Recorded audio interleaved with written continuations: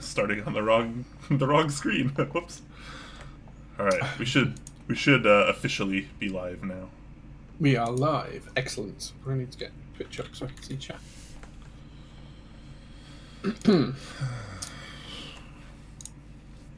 Where is the channel? There it is. There it is.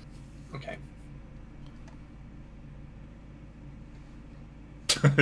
People in chat, tons of people just waiting for this drama already. Yeah, they're already there. Firstly, shouting out to Neo Jonathan, subscribed at tier 1, just subscribed for 5 months and currently on a 2-month streak. And he says, "Aye!" Aye! Thanks, man. Appreciate that. We do appreciate that. That's fun. Okay. I'm so not so. There we go.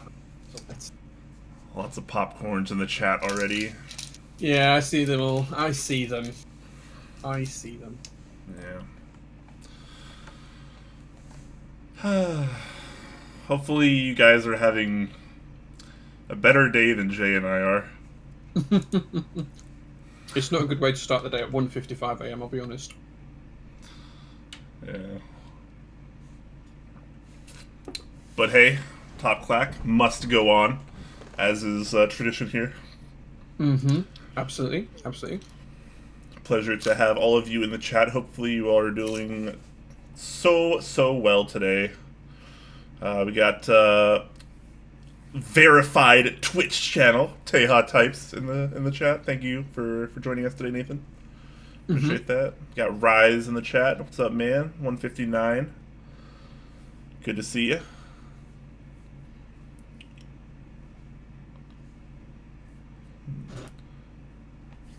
Bored, not bored designs. That's an interesting name. Bored, not bored. I like that.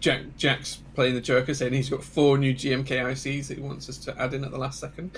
Oh, we've not got any GMK ICs this week. No. Surprised. Not a single one. Not a single GMK Interstract to be talked about today. /S.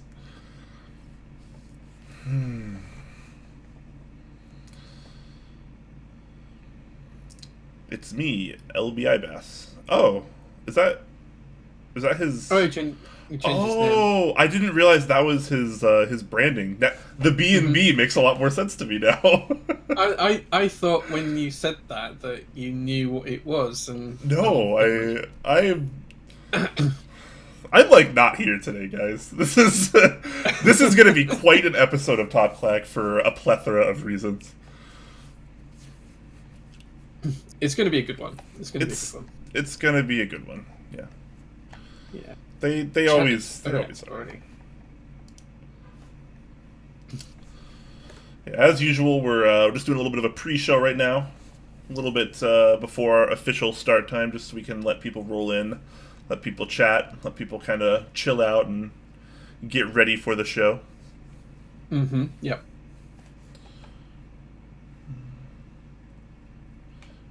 Crown Sigil says drama. Yum. A lot of people are really into drama, so. Yeah, people like drama. Iconic Beef asking, is the weekly drama rundown before or after the sponsors? Yeah, that's all right. Before. Will be. And after. It depends. And always. We're just never going to stop talking about drama. Yeah, we'll cover drama where we have to. If anyone's got any questions on any drama, we'll always cover it in the discussion at the end, the FAQ section at the end. So, yeah. Don't worry, guys. We'll be talking about stuff today. Don't worry. We're not gonna sidestep anything. Nope. Yeah. Hello, Classy. Hope you're doing well. Yeah, he's there as well. Talisman as well in chat. Good evening, sir.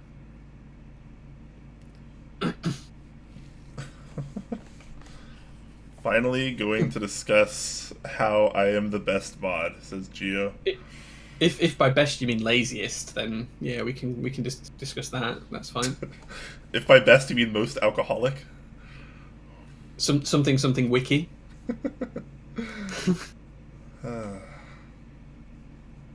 Lazy equals best. Mountain Blocks donates 400 bits. Thank you so much, man. Thank you, dude. Appreciate that. Did we miss Remai's sub as well at the beginning? I'm not sure if that was at the beginning of the stream or if that was last week. But either way, thank you, dude. I'm not sure. I don't see it in the chat. Yeah, I just saw it on the bottom of the. I think if yeah, if I think the way it works is if people sub off stream, it still shows up in our event list. Oh, okay. But it doesn't actually show up in the Twitch chat. Did everyone bring their melon? What's the what's the joke on the melon? I think I'm a little bit late to that party. It's healthier than popcorn. It replaces the popcorn emote. Oh, okay. Is that what it's supposed to be? Yeah. Makes sense. Makes sense. Of course it does. Why wouldn't it? And Gia subscribed at tier 3. Thank you very much, dude. 20 months. He said he still kind of likes us. Thanks, Gia. Thanks, dude. I don't know why you would sub. Like we're so mean to you, but we like you too. Petrov says, Petrov's, big news this week, 100 mate IC back. Wow. Yeah, I love that set, so I really hope it makes it this time. Do you actually? Oh yeah, genuinely. I think it's great. I just like the history behind it, yeah. Alright. Alright. Oh, the bot did ping the Discord. Wow, it's early today. Very nice. Boop Beep Bep says he's seen me in the IC thread for Hand Bites. Yes, I've already posted it because I bought it last time when it failed, so I'll definitely buy it again. And I hope it breaks. I hope it makes Jay buying up MOQ. No, I can't do that. But I'd buy two. I'd buy two. Yeah, I just like the old original board that has it on, the old cherry board that has it on. I think it's part of the heritage of the community, really.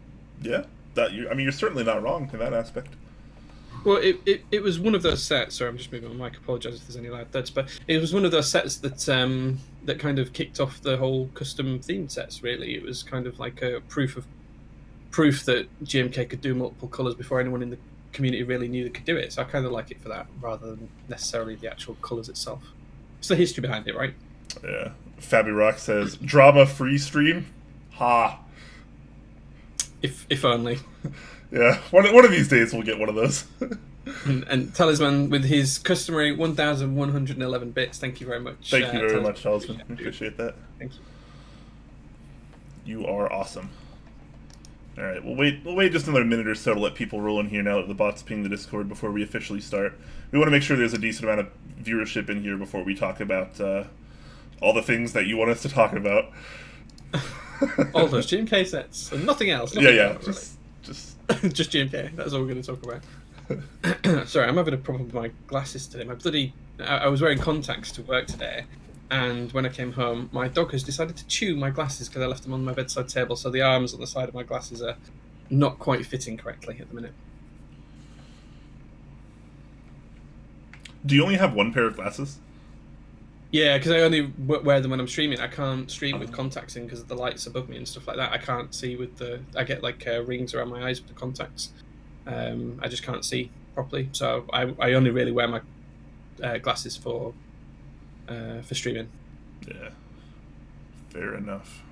But I am going to have to buy some new ones now because they are really, really bad. Like on this arm at the back, they are chewed and mangled to bits off the dog. So I definitely buy another pair. We got Zeal in chat as well. Oh yeah, Zeal as well. Good evening, Zeal. Hello. Mr. Petrov, can someone paste the Ricky Gervais, Seth Rogen top Clack proof of concept for the comedy drama movie? No. I don't know if you saw this, Brian, but they were talking about who should play us in a dramatization of Top Clack, a film, if you would. Wow. Movie. And someone suggested Seth Rogen for you and Ricky Gervais for me. I suggested Jason Momoa for yourself and Daniel Craig for myself because I think that's a bit of a better fit. Someone did actually. Dixie made that render for us as well. He did do the one I wanted, and it looked far better than the original bit. That is amazing, Jason Momoa. Yeah, it looked great. Someone dig that out in chat. Please post it up for Brian. To see. That's incredible. It genuinely looked like you that had just been going to the gym for the past 6 months. It like you'd taken a 6-month break from Clack and spent the whole 6 months in the gym, and you were just. Oh. It was basically like me, but better looking and in way better shape. Got it. Pretty much, yeah, that's exactly it. And I'm sure like Daniel Craig was just you, but in better shape and taller. And taller? I think I'm about the same height as him. Really? Oh, I thought he was a little bit taller. He's not that tall. He's not that tall. He's a short guy. Oh, all right. I'm taller than Tom Cruise, anyway. So there we go. Fair enough. It's Undone subscribing at tier 1 on a 7-month streak. Thank you for that, sir. Appreciate that. Excellent. Yep. And Tracer Glowtail subscribing at tier 1 as well. It says cheers. Thank you very much. Excellent, yeah. And Gio gifting a tier 3 sub to Zeal PC, and he's given 96 gift subs in the channel. So thank you very much, Gio, and congratulations, Zeal, on your sub. Yeah, thank you very much, guys. All right, it looks like we can probably safely officially start the show now. So I'm going to go ahead and roll a bit of an intro, guys.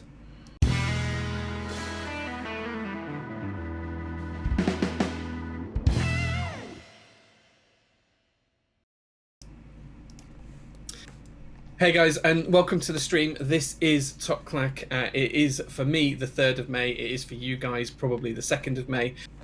We have myself, Jay, and my lovely co-host Brian, or Quakums as you all know him, to the side of me. We've got a lot to talk about this week, guys, I'll be honest. Some of it is fantastic, some of it's not so fantastic, but there's lots of content for the stream today, lots to get through. It's going to be a long one. I suspect I'm not going to be getting much sleep this morning, so we'll see how that goes. But we've got a packed out news document, we've got a lot to talk about. We're going to tell you a little bit more about the 24-hour stream, and talk about some drama in the community, and some other things that we've got coming up as well. So I hope everyone's doing well, I hope everyone's excited and packed for today's show, because it is a packed news document. It's going to be pretty deep to get through. We've also got details of the winners of our giveaway from last week to go through as well, so we're going to talk about that later on in the announcement section in a few minutes. But as always, we're going to open up with a mail call. So have you received anything interesting this week, Brian? I did receive something fairly interesting, and I forgot to grab it, but it's right behind me, so I'm trying to grab it professionally right now so I don't look too stupid. So I got sent a bunch of these clear pandas. So this is like the nice.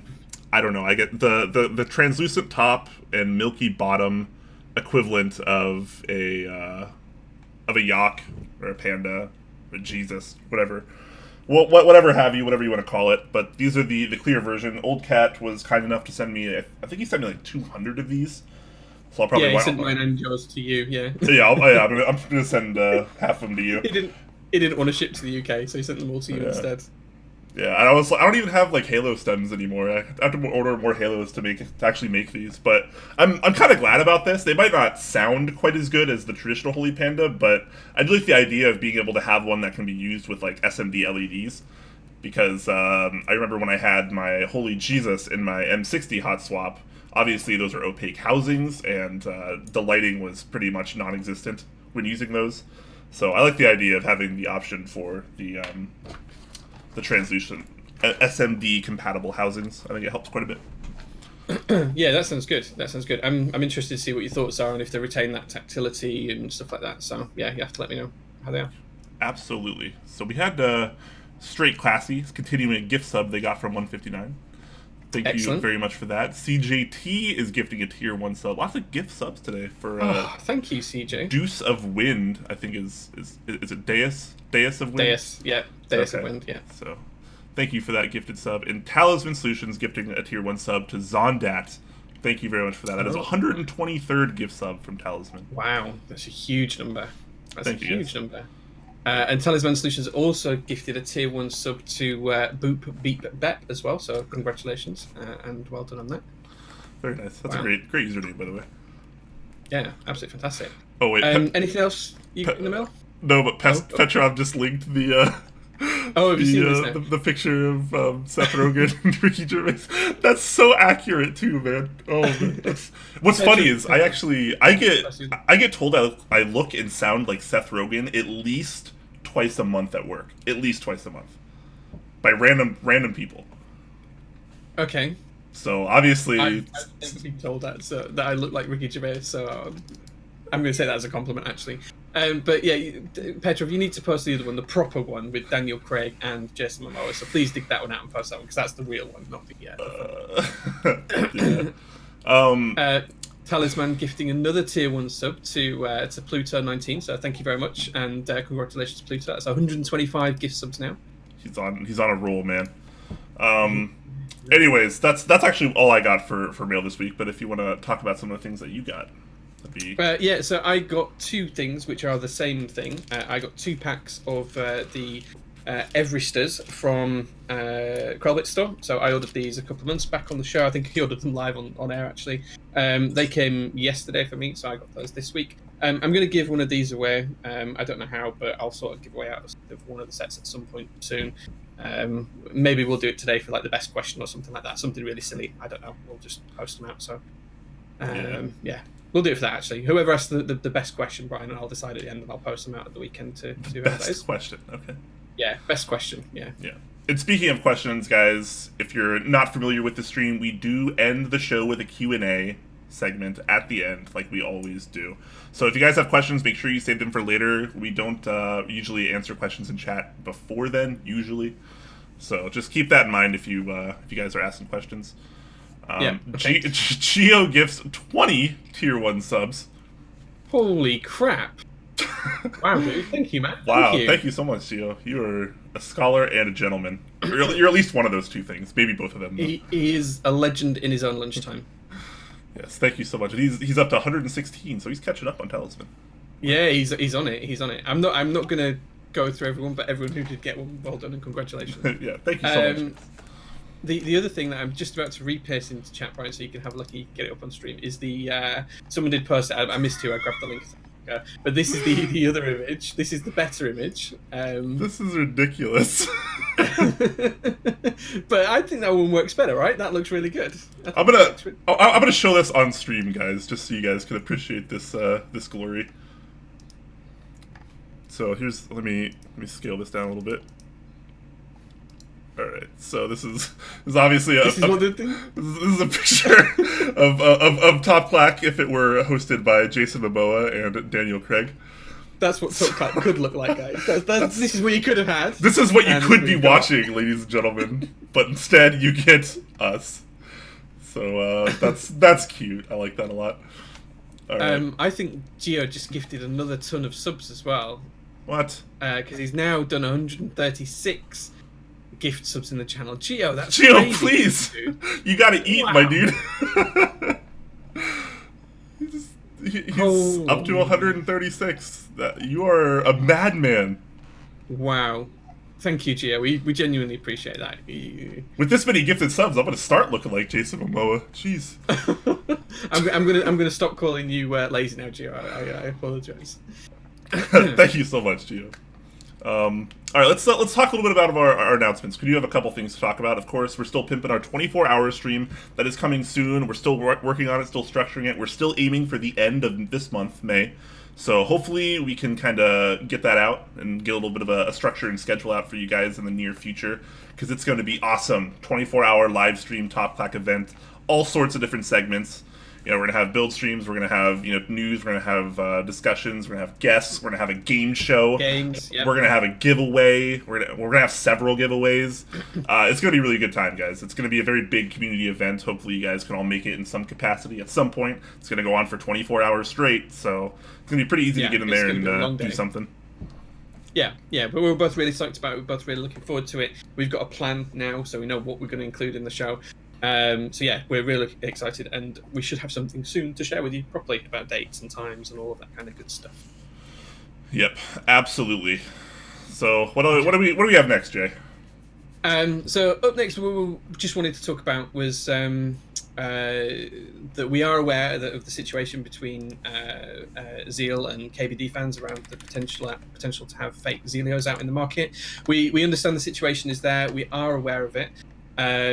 We've put the link into the chat that Zeal has shared on Reddit, so that's where you can find out the current position of the information from Zeal's perspective. At the minute, we're just trying to absorb the information. We're trying to understand what's going on. We're trying to get both sides of the stories. we don't have enough information to make a decision or to tell you what our thoughts or feelings are on it right now. We are going to have to toe the line just at the minute until we understand a bit more in detail, but we are actively investigating, guys. So it's something we're going to talk to you about when we have more information, when we understand what's going on, and then when we've had a chance to catch up between Brian and I directly and make a decision. So we do understand it. We are aware of it. We just don't want to jump to conclusions. We want to make sure everyone's had a fair chance to speak. We want to understand what the position is.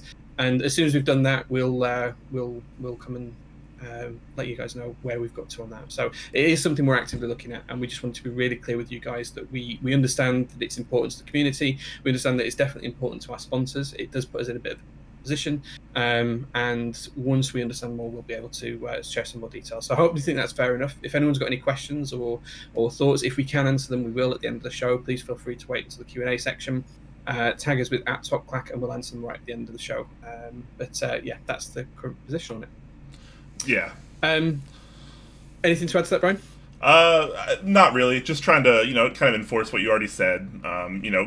As of today, this episode is still currently sponsored by both Zeal PC, Zeal Generation, sorry, as well as KBDfans. So, all this info was kind of sprung on us like 2 hours before the show today while we were getting ready for our show, and we haven't had enough time to go over all the information. There hasn't really been, a statement from KBDfans yet or anything, like an official one.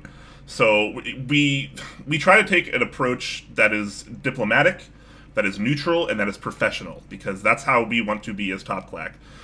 We don't want to make any rash decisions. We want to make sure that everything is accurate. We want you guys to have the most accurate information that you can possibly have, because that's kind of what we stand for. We like the truth.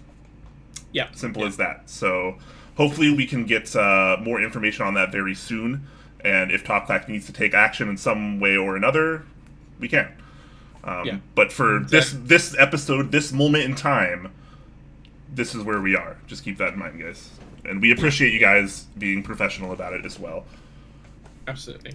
And when we do have anything to say about it, we will make a formal announcement. We'll make it really clear. We'll be completely and utterly transparent, so you guys will be kept up to today. People are fine to ask us questions, but if we don't have the information or we don't feel comfortable talking about it just yet because we want to do that investigation, it's not really something we can do on air. So just please bear with us and give us that time to make sure we understand. Yeah, we are going to be investigating this, guys. We're not just going to throw it aside and whatever. Like we're going to find out what's going on here so we can act accordingly. Just keep that in mind. Yeah. Okay. Moving on then. The other next thing I want to talk about in the announcements is tomorrow I've got a bit of an exciting visit. I'm off to see, or later on today for me, so in about 7 hours, I'm going to be driving off to see Glove of Glove Caps, and we're going to be making some artisans together tomorrow. So he's going to teach me how to cast artisans. We're going to have a bit of a fun day. I'm going to try and make a bit of a video, try and make a bit of a fun post about it, and potentially have something to give away at the end of it as well. So please do stay tuned for that. I'll be talking about it next week and giving you my update on how that goes. And hopefully I'll get a video when I learn how to edit video properly on YouTube as well. So please do watch out for that. Yes, absolutely. And now begins our monumental news doc. Yes. Sort of. We're going to approach it a little bit differently, but we'll talk about that more in a minute. But let's just get started with our news doc here, which is going to start with some keyboard news. Okay, so the first thing up then is the interest check, which has just gone live today, for the Sirius, which is a POM 60% keyboard, and this is being run by our very own 159 or 159, as you may know from the Discord. What's the facts on this one then, Brian? Talk us through it. So this is pretty interesting. As far as I'm aware, this is going to be the first custom all POM plastic 60%. So POM is something that the community has been toying with a little bit more as of late. Obviously, we've seen all POM switches out now with the Novel Keys creams. POM plates are slowly but surely starting to arise, and obviously 159 here of Project Keyboard decided he wanted to take that a little bit to the next level, and instead of doing, just another metal aluminum case, they're going with POM, which I think is a really cool approach. It's a little bit ambitious, but I think it's a very cool approach. There was a bit of a private buy for this for early prototyping. I think you got in on this, and I know I did. Yep. I mean, it's been a little up in the air. It's kind of working out some kinks still, but it is what it is. At the end of the day, I think it's a really, really interesting project, and I'm really looking forward to actually trying one of these. I love the design too, especially internally. I think the whole like weight system looks really nice. You got your top mount board. But yeah, let's talk about some of the specs. So obviously, it's going to be a top mount, like you can see here in this picture. The bottom and the top is going to be palm. Palm is going to be also the default plate material. So you got palm on palm on palm here. There will be optional plates in carbon fiber, FR4, polycarbonate, and potentially brass. All that's still to be decided. Obviously, this is still an interest check. Layout, you got your three big standards here. You got your normal 60%, your HHKB blockers, and your wind keyless blockers. So something for everyone there if you're a 60% fan. Typing angle is going to be 7 degrees, and the front height is going to be 19 millimeters, so nothing terribly out of the ordinary there. It is going to be compatible with most universal 60% PCBs, so obviously if you got that left side USB port, like 60% PCBs tend to, it's probably going to fit in here, shouldn't be too much of an issue. Price, looking pretty sexy, if I do say so myself. You can get it without a weight, estimated at $225 US. And $275 US with the weight. So we're still coming in, even with a PVD coated brass weight, under the $300 mark, and I really, really like seeing that in this community. Yeah, I think it's really good. I think it is really interesting. As you say, I've picked one of these up as well. And just in the second post as well, there's actually pictures of the prototype, including my plate, which is the last one. So I've got a carbon fiber ISO plate because, of course, I all love my ISO layout. So you can also see the internals of the base there a little bit clearer as well. So that is an actual prototype. That's an actual board that's being produced. So we should be having a build stream of this soon, and you can see that the weight kind of sits around that Sirius logo in the bottom of the case. I'm really interested to see how this sounds and how it feels to type on. Given the case material, I think it's going to be very different to anything we're used to. I'm also interested to see how things like underglow and RGB lights work through the POM rather than what we used to through acrylic and polycarbonate. Given the fact that POM is a little bit denser, and certainly in terms of the color being white, it should be really interesting to see how that looks and feels. So it's a really interesting design. I'm psyched to try it out. I think it looks really good. The price is fantastic. Yeah, there's nothing wrong with that price. It doesn't include does it include a PCB? I don't think it includes a PCB. Does it? I don't think it does. Yeah. So that price is without a PCB as far as I'm aware. 159, correct us if we're wrong on that. But you can add a PCB if you want to. I think they've 159's got a stock on Project Keyboard of Waldo PCB, so I assume that's the option. So yeah, I think this looks great. The design looks nice. The optional HHKB layout on top looks really nice as well. Yeah, I mean, it's a great interest check. He has a prototype already in hand with tons of pictures. He's got typing tests also down here. If you guys open up the thread at the bottom of the second comment, he's got typing tests there. If you want to hear what it sounds like, I thought it sounds pretty good. I listened to them earlier. Fun. This is a really cool board. I like this project a lot. Yeah, I'm definitely interested to see what it's like and get my hands on it. Yeah, hopefully we'll be getting ours soonish, so we can actually do like a little bit of a build stream and show it off and talk about it and test it out. I think that's going to be a lot of fun. Yeah, he's coming to chat as 159. He says, no PCB, but hoping to have an optional PCB add-on. So there we go. Got it. And he's shipping out prototypes this weekend, so excellent. So that's hopefully not going to be too bad. That's exciting. That's some really of exciting. That's some of the best news I've heard all day. Yeah, it's really good news. Yeah, it's really good. Today, I need some good news because today has not been a good day for me. Well, I do have some other good news for you. Talisman Solution has been hard at work gifting more gift subs. I'm not sure how many he's done, but I've seen a few pop up. He's now up to 129 gift subs, so thank you very much. 130? Oh, 130. There's another one that I've missed, yeah. And Rumai nice. dropped 159 bits as well, so thank you very much, dude. We genuinely really appreciate it, so thank you. Yeah. Thank you so much, guys. We definitely greatly appreciate that. 159 is also saying Kepler is very likely to ship out this weekend as well, so if you guys don't remember, nice. The Kepler Proto is going to me first, if I'm not mistaken, and I will be doing a build stream of the Kepler in the coming weeks, so hopefully we'll get that out and everything will be awesome, and that's gonna be a really fun stream, guys. Excellent. And Jay Shuff with the 1,000 bits saying happy Khal Drogo Brian bits. I don't want to be Khal Drogo because then I wouldn't be alive. That's not a spoiler, guys. That's like season 1, by the way. Do you want to be Aquaman instead? That might be a little bit better. Didn't that movie flop? I don't want to be Aquaman. Thank you for the bits, though, Jay Shuff. We appreciate that, man. Yeah. Cool. All right, let's move on. That was actually our only keyboard news of the week, but we still have a ridiculous amount of key sets to talk about. Stupid number of key sets. Yeah, key sets, man. Lots of key sets, guys. If you guys like key sets, stay tuned. We got you covered. We got you covered, guys. All right. First up then is SA Arcane. So this is running on Kono Store. This is an interesting colorway. So I think this is based on an RPG, if I remember rightly. Is that right, Brian? Do you know which one specifically it is? I actually don't know which one it's specifically based on. I'm trying to see if he says it in the thread. I don't think he does. He says it's inspired by an important MMO cooldown icon or RPG gameplay element. Each novelty is.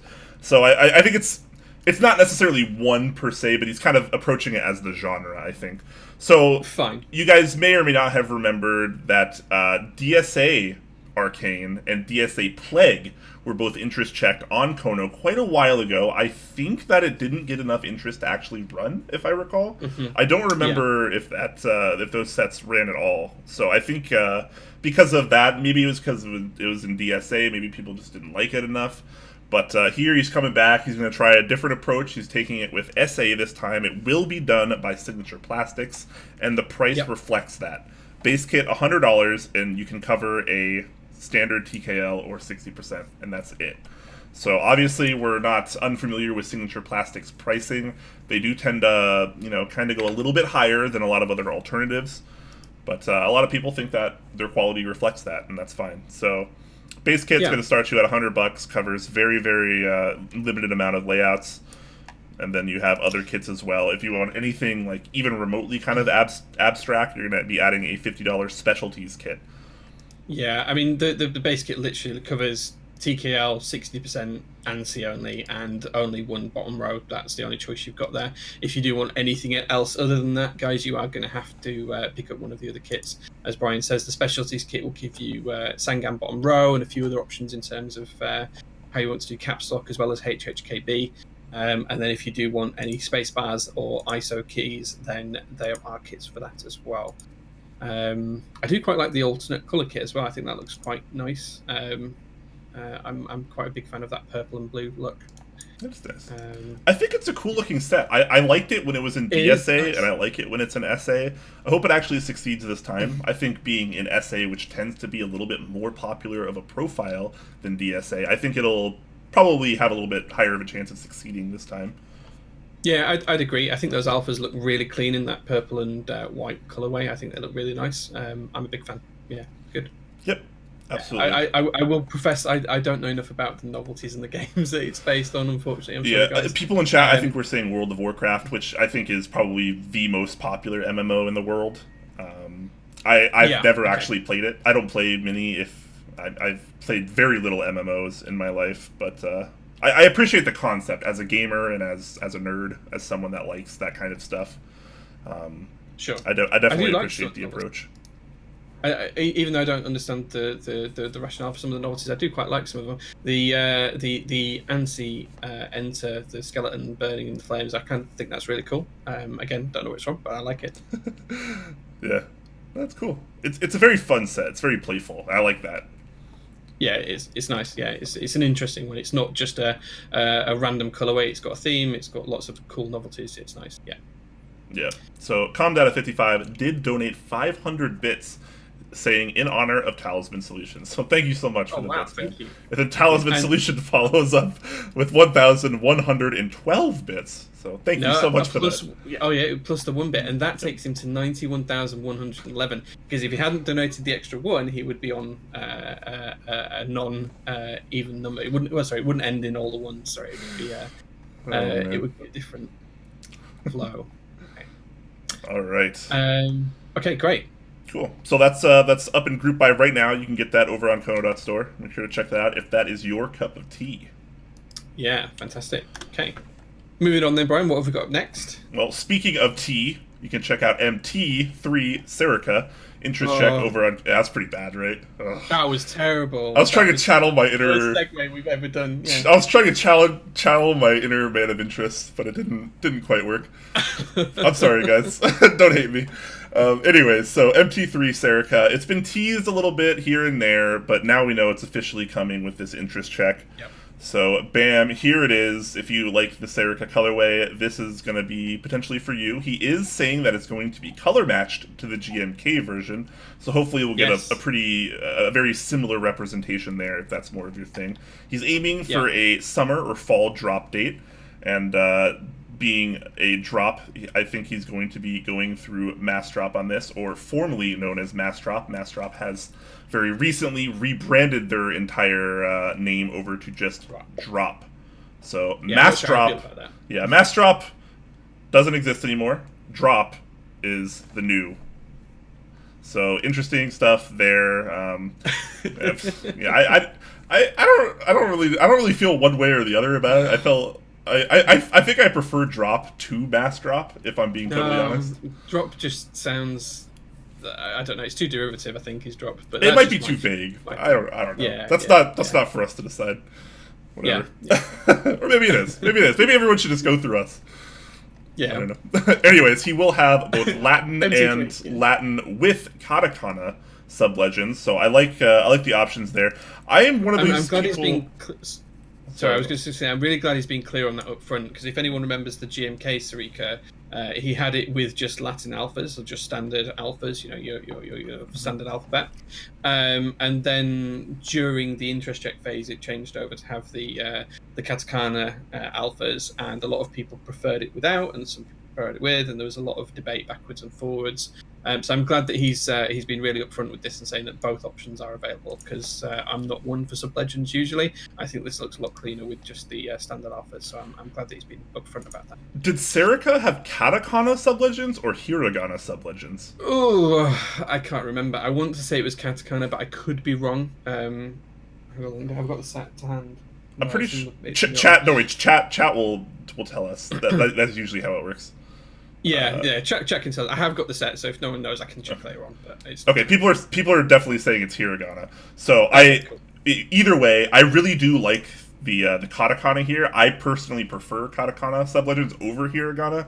I think they just look better, and they're less commonly used. So I really do like the different approach here for the MT3 Serika on the sub-legend approach. Sure. In true Mass Drop X MT3 fashion, we're getting a ridiculous amount of kits here to cover like literally anything you could possibly want. I'm still scrolling, guys. Like, you see how many kits there are. Just to call out as well that some of these kits are insane. That international kit is quite possibly the best one I've ever seen. It has everything in it, and including some keys that usually aren't included in international kits. So it'll mean nothing to most of you, but it's good. And the Typist set as well, having all of the different options in there, that'll probably make Huey quite happy. He'll be able to get his Dvorak and Colmac layouts. Yeah. It's a good looking set, and the kit breakdown is nuts. So I mean, you can't argue that. It's looking pretty nice, if I do say so myself. Yeah. One thing I do want to touch on though is that he claims custom font by me. Yeah, I was going to talk about that. Yeah, so he's designed this particular font. It's not the standard MT3 font. So it's not the one that we saw on Dev TTY. This is a custom font that Zambamon has designed himself purely for this set, which is quite interesting. Which is really, really interesting, because I don't think that's happened with a set in the past, has it? Maybe someone can correct me if I'm wrong, but that's pretty rare. Yeah, I mean, there have been some custom fonts, such as GMK KA 2019. It had the Uwu W and things like that. So they had custom alphas all throughout the set. That was a completely custom font across the whole kit. So it has been done, but I think this is the first time we've seen it in Dice Up, and it's the first time we've definitely seen it in MT3, because the only other thing that's run in MT3 is Dev TTY and Elven so far. So Susawatari's still not shipped yet, as far as I'm aware. So I think that's just got standard one. So it is interesting. Yeah. Do you think that's going to be the next big thing? people doing custom fonts on key sets. So we've seen it on a few, because we've also seen it on SA keycaps. We've seen SA Commando and Commando 8080 or whatever it was, the war themed sets. They've got a very different font on the alphas.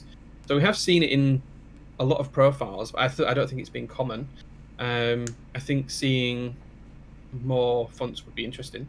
Yeah, I think it definitely gives people a little bit more creativity, like freeness of creativity, I guess, to just kind of do whatever they want. Because we're kind of coming up on a wall here of everyone is designing key sets, everyone is, trying different colorways. They're kind of just competing with each other. And you'll see as we go through our keycap news, there's a lot of people. Everyone's a designer now. We're all designers yep. now.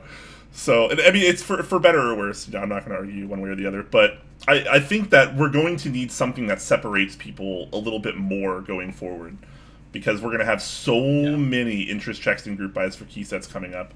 Like, what's the next thing to change besides color? Font, right? Yeah, why not? Why not? It has been done in a limited fashion in the community before. We know the capacity is there to do it, so why not? Why not this? It's definitely something the community can do. It's an option out there. Either way, I think Serika is a very popular colorway at the minute, looking at some of the aftermarket prices for the GMK set.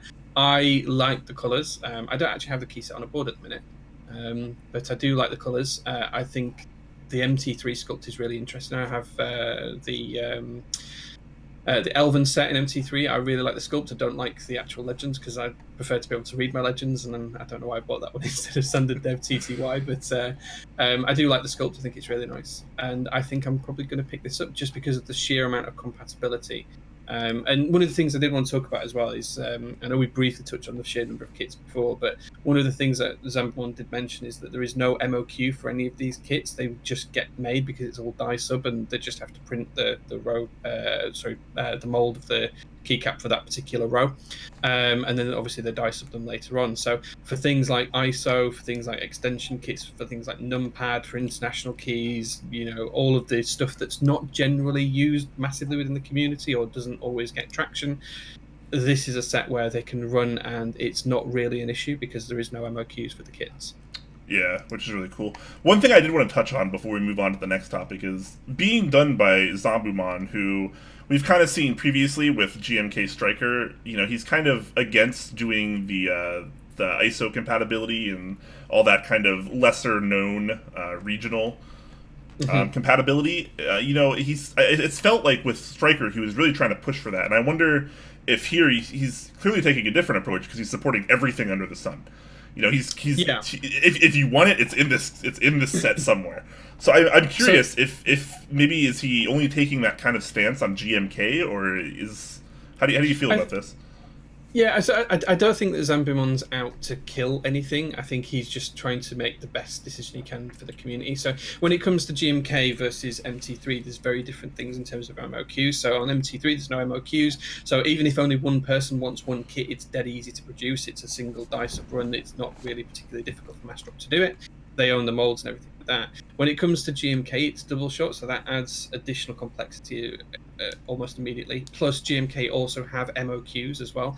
And when I talked about ISO and things like that last week on Thread, I did mention that I think that the not supporting thing is as a symptom, and I think that the actual root cause isn't that people don't want to support it or anything like that. I think the actual root cause of the challenge is the fact that the MOQ numbers are so high. So all of this lack of support we see is a symptom, and the actual root cause is the fact that the GMK MOQs are so high, especially when you want to put something into separate kits, and that's why things don't always make it to production.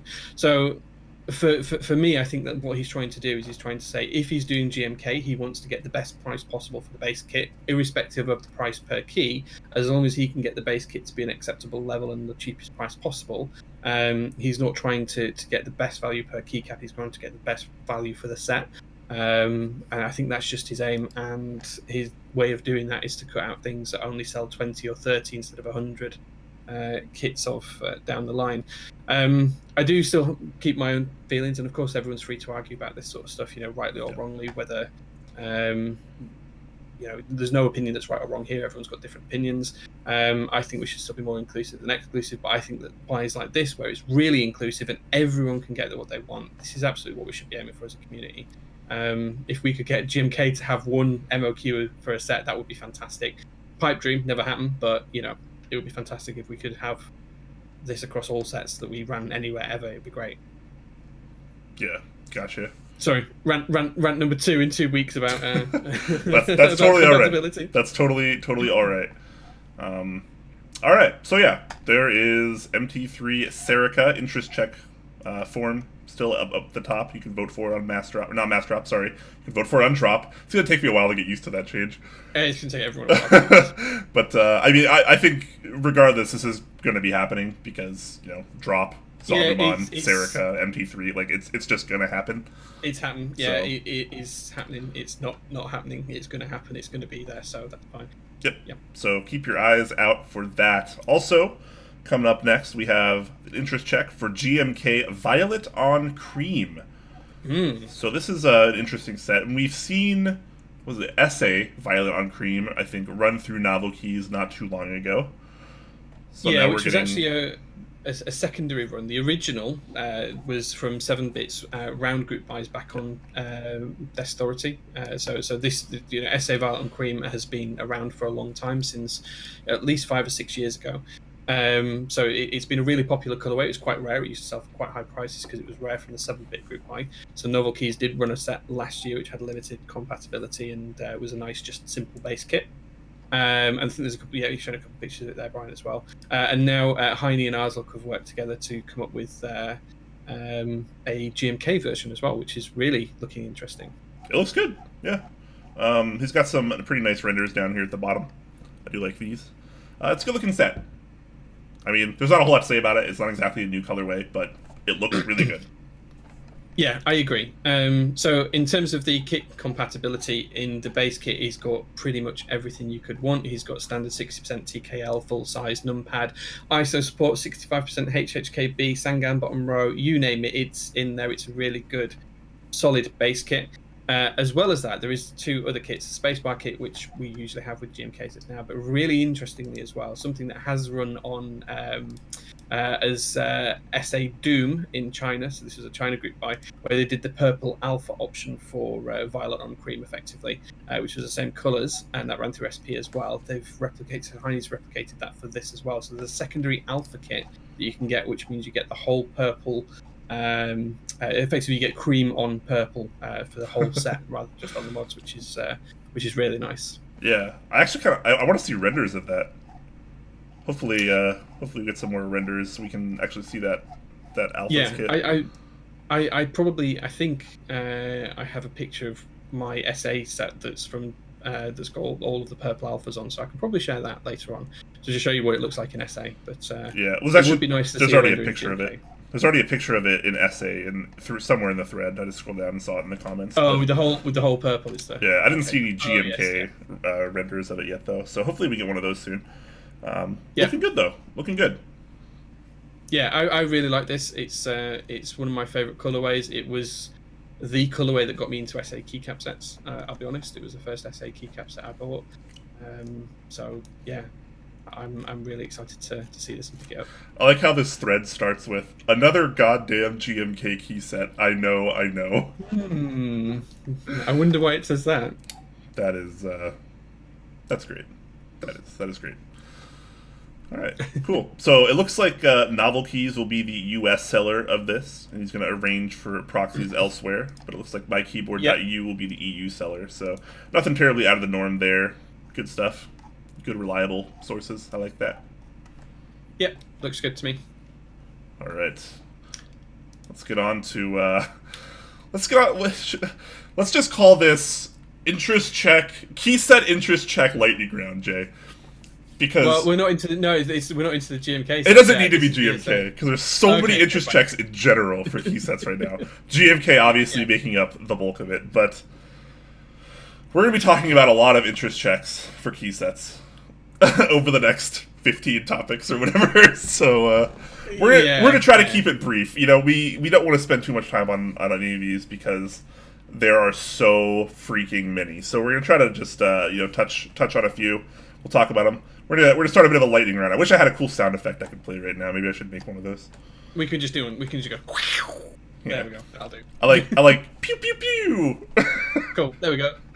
All right, cool. So first one, interest check coming at you. DSA Vegas Nights by user Hedgie, I believe is how it's pronounced. This is another one of those sets that seems to be kind of targeted at 40% / ortholinear users. It specifically targeted them. It actually says in the bottom that this set is for those who've got left out from other group buys and is geared towards smaller keyboards to keep pricing down, and B, for exclusivity for those people who do use smaller boards. So it's designed to be completely exclusive to small board users. So categorically, that's the position of the group buy runner. Yep. So he doesn't really have any like real renders here. He has obviously this kind of kit breakdown, which is kind of a render. Then he has some, the KLE renders of the potential boards that you can cover. He lists a bunch of those. So that's kind of cool. At least he's giving you some options there if you're one of those people that are into 40%, 50% ortholinear, which is this is obviously geared towards you. Yeah. So that's about all we know about this so far. Yeah, I think other than that, it's just a case of that they're still looking for which vendor they're going to run through. They are getting pricing from SP, but they haven't confirmed that that's definitely going to be the factory yet, so that may be subject to change. In terms of the colorway, what do you think, Brian? Do you like this? No, too many colors. I can't. Yeah. I can't get behind the whole like wavy color gradient thing. It's not really for me. I don't usually mind like the color gradient things like we've seen on SA 1965 and the teas that we had a while back for GMK 1983. But what this does remind me of is, do you remember GMK Rainbow that ran, Brian? Oh, I sure do. Yeah. Well, there was also an interest check a little while after that for GMK Rainbow Nights, and this is very, very similar to that in terms of it was basically dark keycaps with the rainbow colours still going on the Alpha Legends and the Mob Legends across in diagonal patterns. So it's very, very similar to that, to the old Rainbow Nights interest check. The colours are slightly different, but it's kind of that same sort of feel. I definitely like it more than an approach like GMK Rainbow, because that was a little too bright for a lot of people, I felt, having the entire cap be like that kind of rainbow gradient. Here we just have the legend, so it's a little bit more palatable on the eyes, in my opinion. Rainbow Nights was like this. It was kind of like dark keycap with the Alpha Legends on the angle being coloured. Yeah, it's not really for me, but I appreciate what it is. As far as like the compatibility goes, I think doing key sets like this is totally fine. If you're just like, here is all the people that usually get left out because you can't get kits to meet MOQ or whatever for all your small boards. Bam, here it is. I think it's not the first time we've seen this. We've seen Mondrian. We've seen So like there have been multiple key sets in the past that have kind of taken that approach, and I appreciate that. I'm not one of those users, but I get the feeling.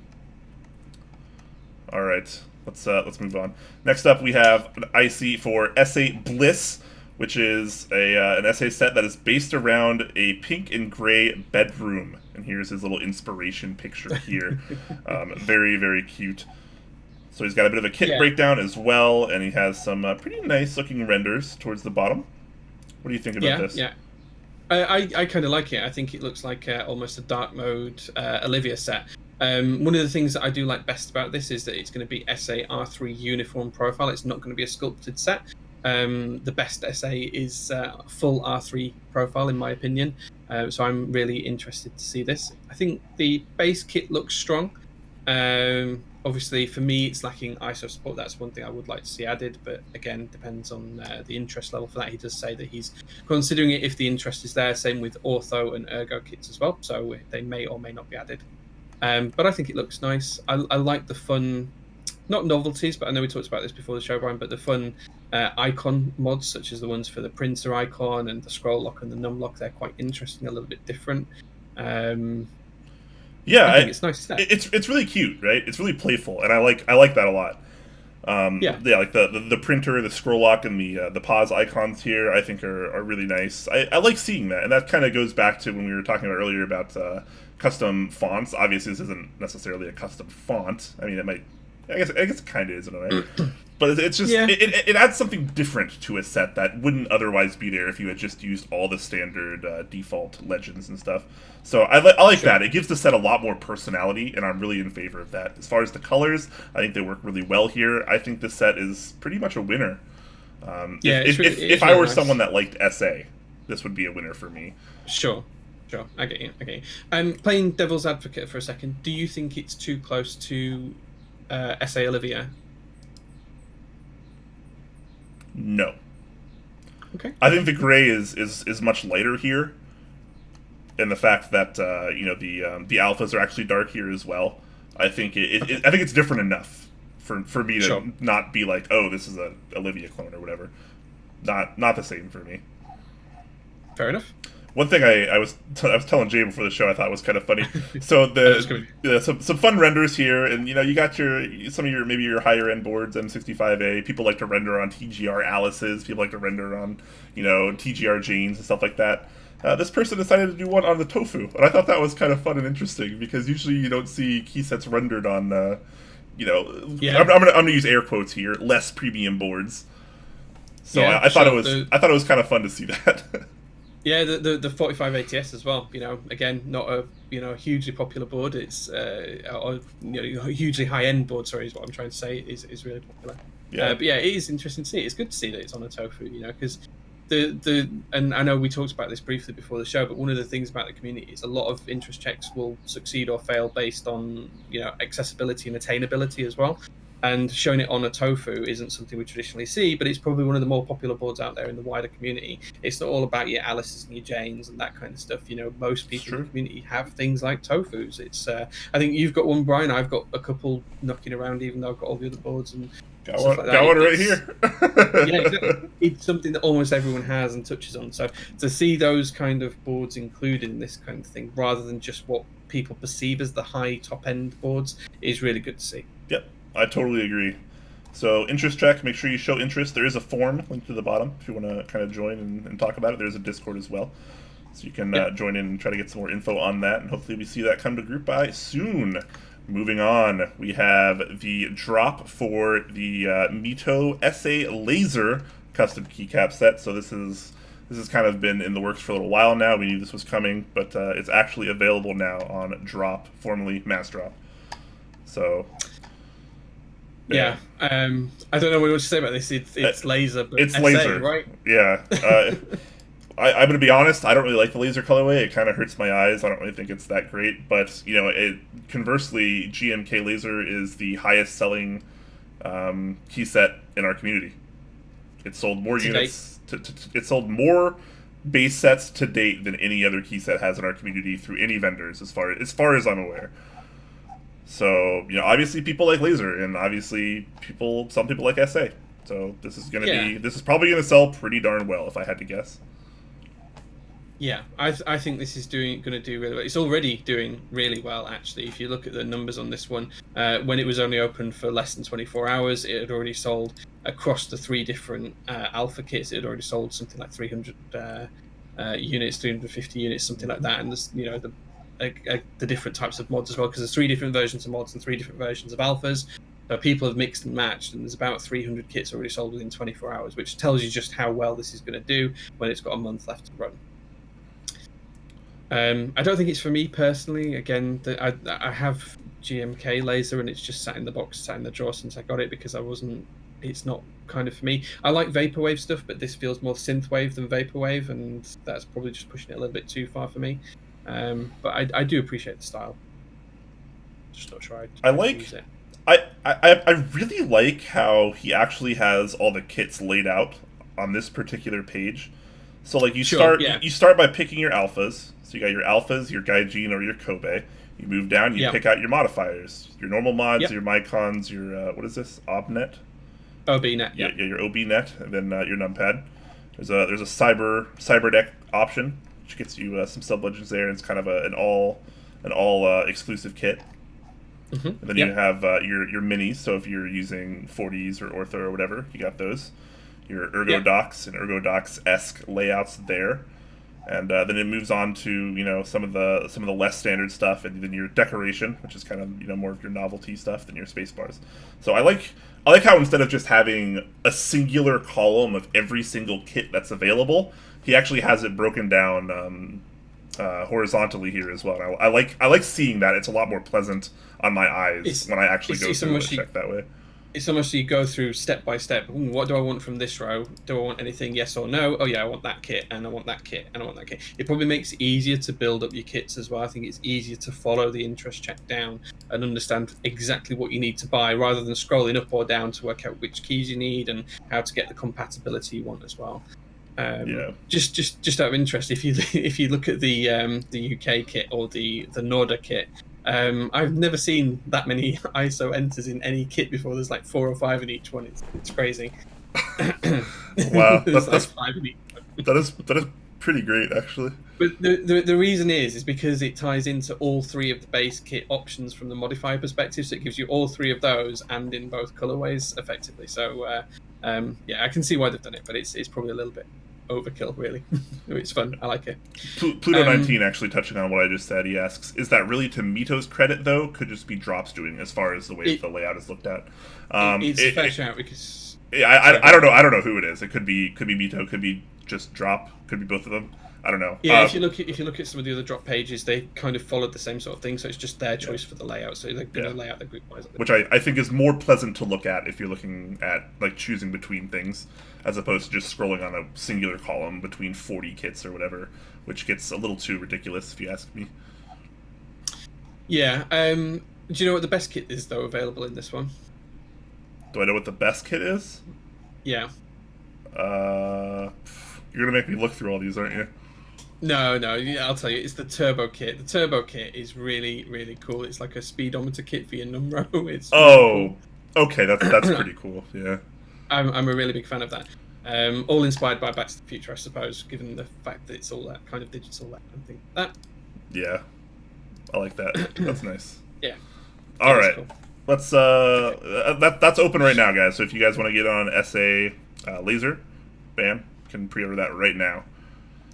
Let's move on for another month, guys. Yeah, we're in the lightning round here. We need to actually lightning through some of these too, because we have way more. Let's try and do the next one really quickly then. Okay. All right, so we have interest check for GMK Kaiju, run by user Full Metal, and if you're not familiar, he does say Kaiju means strange beast. And the theme around this set is the Japanese film genre that features giant monsters. So he kind of goes on to use references like Godzilla, Ultraman, and Pacific Rim. So I like it. He's got a good name for it. He's got a nice theme for it. He has Pantones picked out already for everything. He's got some renders, what looks to be courtesy of keycaprenders.com, on a few different boards here. And he's got a nice little kit breakdown for you as well. So as far as interest check goes, I think this is very successful. Yeah, he's got all the information there that he needs to get people engaged and understand what the buy's about and all of that kind of good stuff. I think in terms of the kits as well, there's a lot of compatibility there. So the base kit has TKL 60%, 65%, HHKB and ISO support, as well as Sangan bottom row as well, and alternate arrow keys too. So there's also kind of alternate accent keys for the escape arrows and N712. So there's lots of compatibility there. It does use icon mods rather than text mods, which is quite interesting. But it probably fits the kind of modernist feel of this kind of set, I suppose, given its kind of theme. I think it's quite well. What do you think to the actual colours, though, Brian? How do you think the set works colour-wise? I actually really like it. Yeah? I almost feel like I should feel guilty for liking it, because I usually don't like sets that are kind of flashy like this, but sure. I think it just works, man. I wouldn't use the accent spacebar like he has in this render. I would want the alpha colored one personally, but I think other than that, I think it looks pretty good. Yeah, I really like the standard alphas on this one. I'm not too fussed for the mods personally. I don't kind of like that, but I do really like the alphas on this, the purple and grey. And later on in the interest check, there's also the awakened alphas, which kind of have a bit more of a vaporwave feel to them. They're kind of like a pink on purple kind of colours. you might have to scroll down a fair bit to find Brian. But I really like those as well. So I think both of the alpha kits for this look really good. But I do want him to add the other alpha kit to the main post. Hold on. What am I looking for? If you keep scrolling down,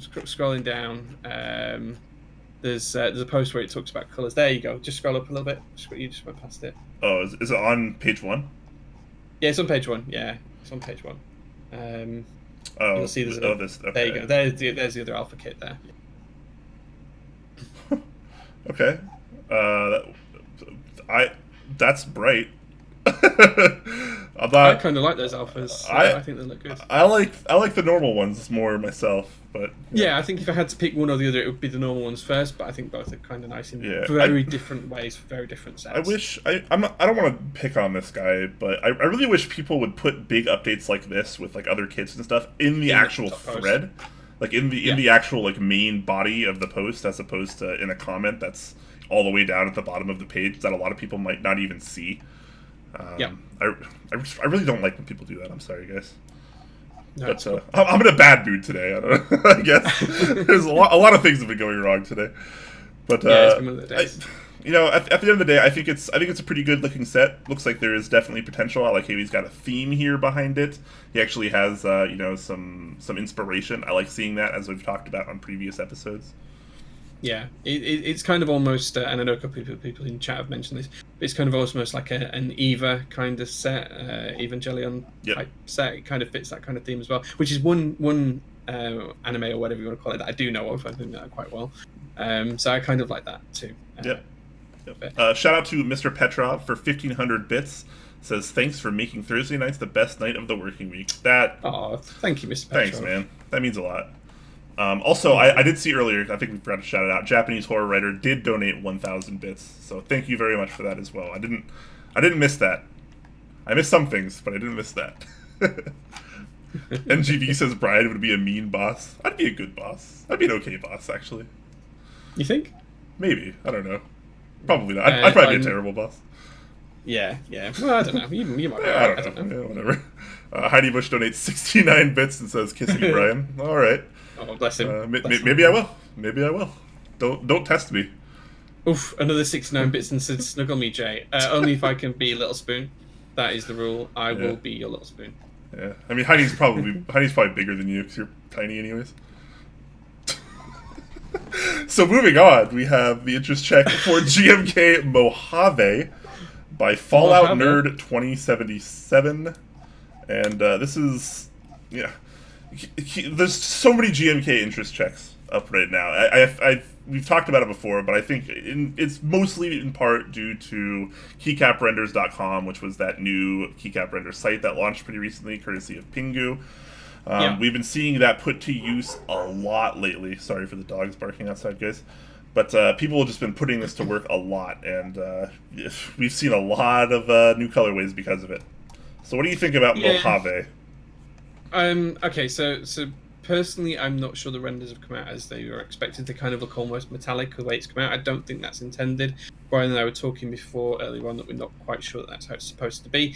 In terms of the colours, it doesn't really work for me. It feels like it's a bit like an almost like a lighter chocolatier in some ways. I'm not really sure that I'm digging it. I do like the inspiration, the fact that he's got a reason for doing it. He's got a lot of ideas around novelties.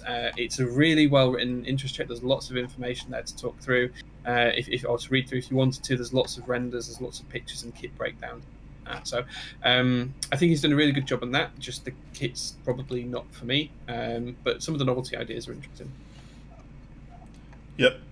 So I think it looks okay. I don't know if it's a problem with keycaprenders.com, but maybe some of the lighting, the shadowing, and just the way things are reflected off the keycaps look a little strange in some of the renders. And I've seen this problem not only with this set, but other sets also done on keycaprenders.com.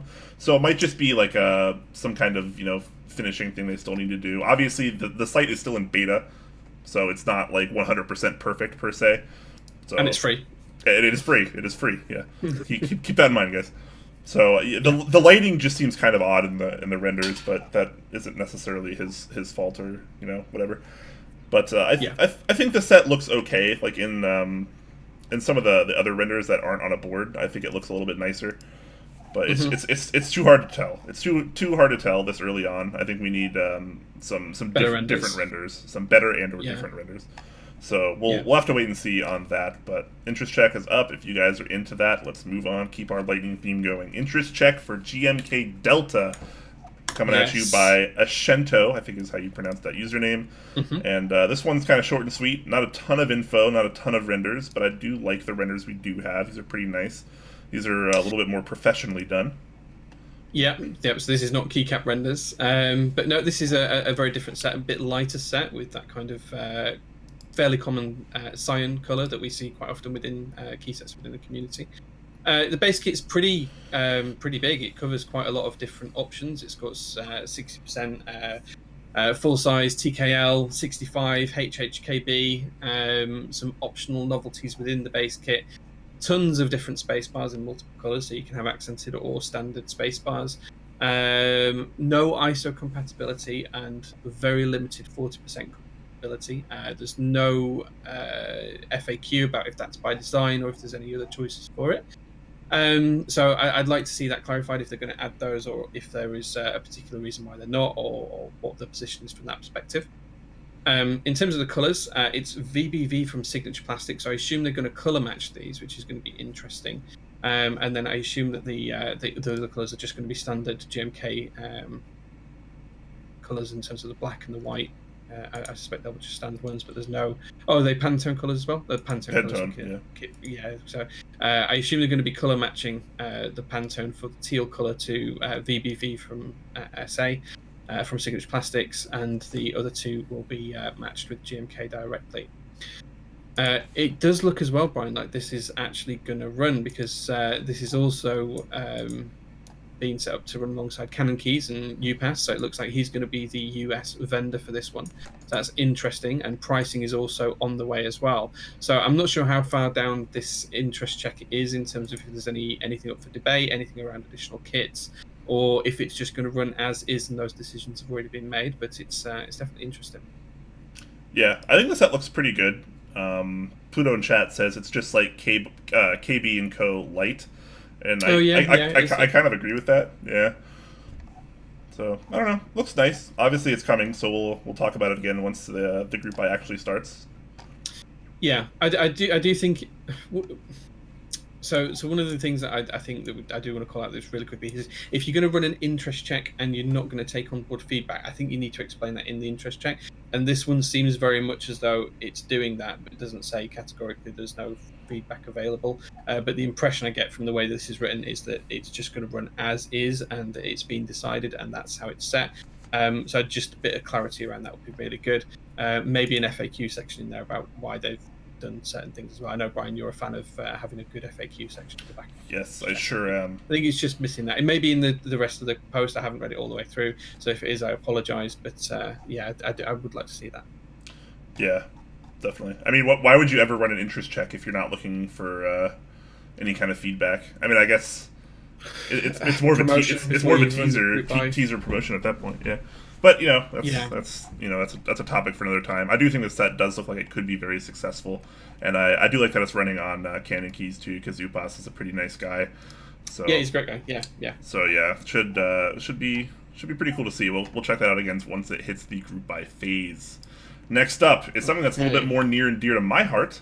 An interest check for GMK Hero, which is a key set that is themed around The Legend of Zelda: Ocarina of Time, which in my opinion is probably, if not the greatest game ever made. It's up there for me as well. It was one of the first games I ever finished. And I remember getting it for Christmas in like 1998. I don't remember what year it came out. 98, I think. 97, 98. Yeah. It was a good game. Lots of fond memories of a lot of the Zelda games. So yeah, I'm liking the theme.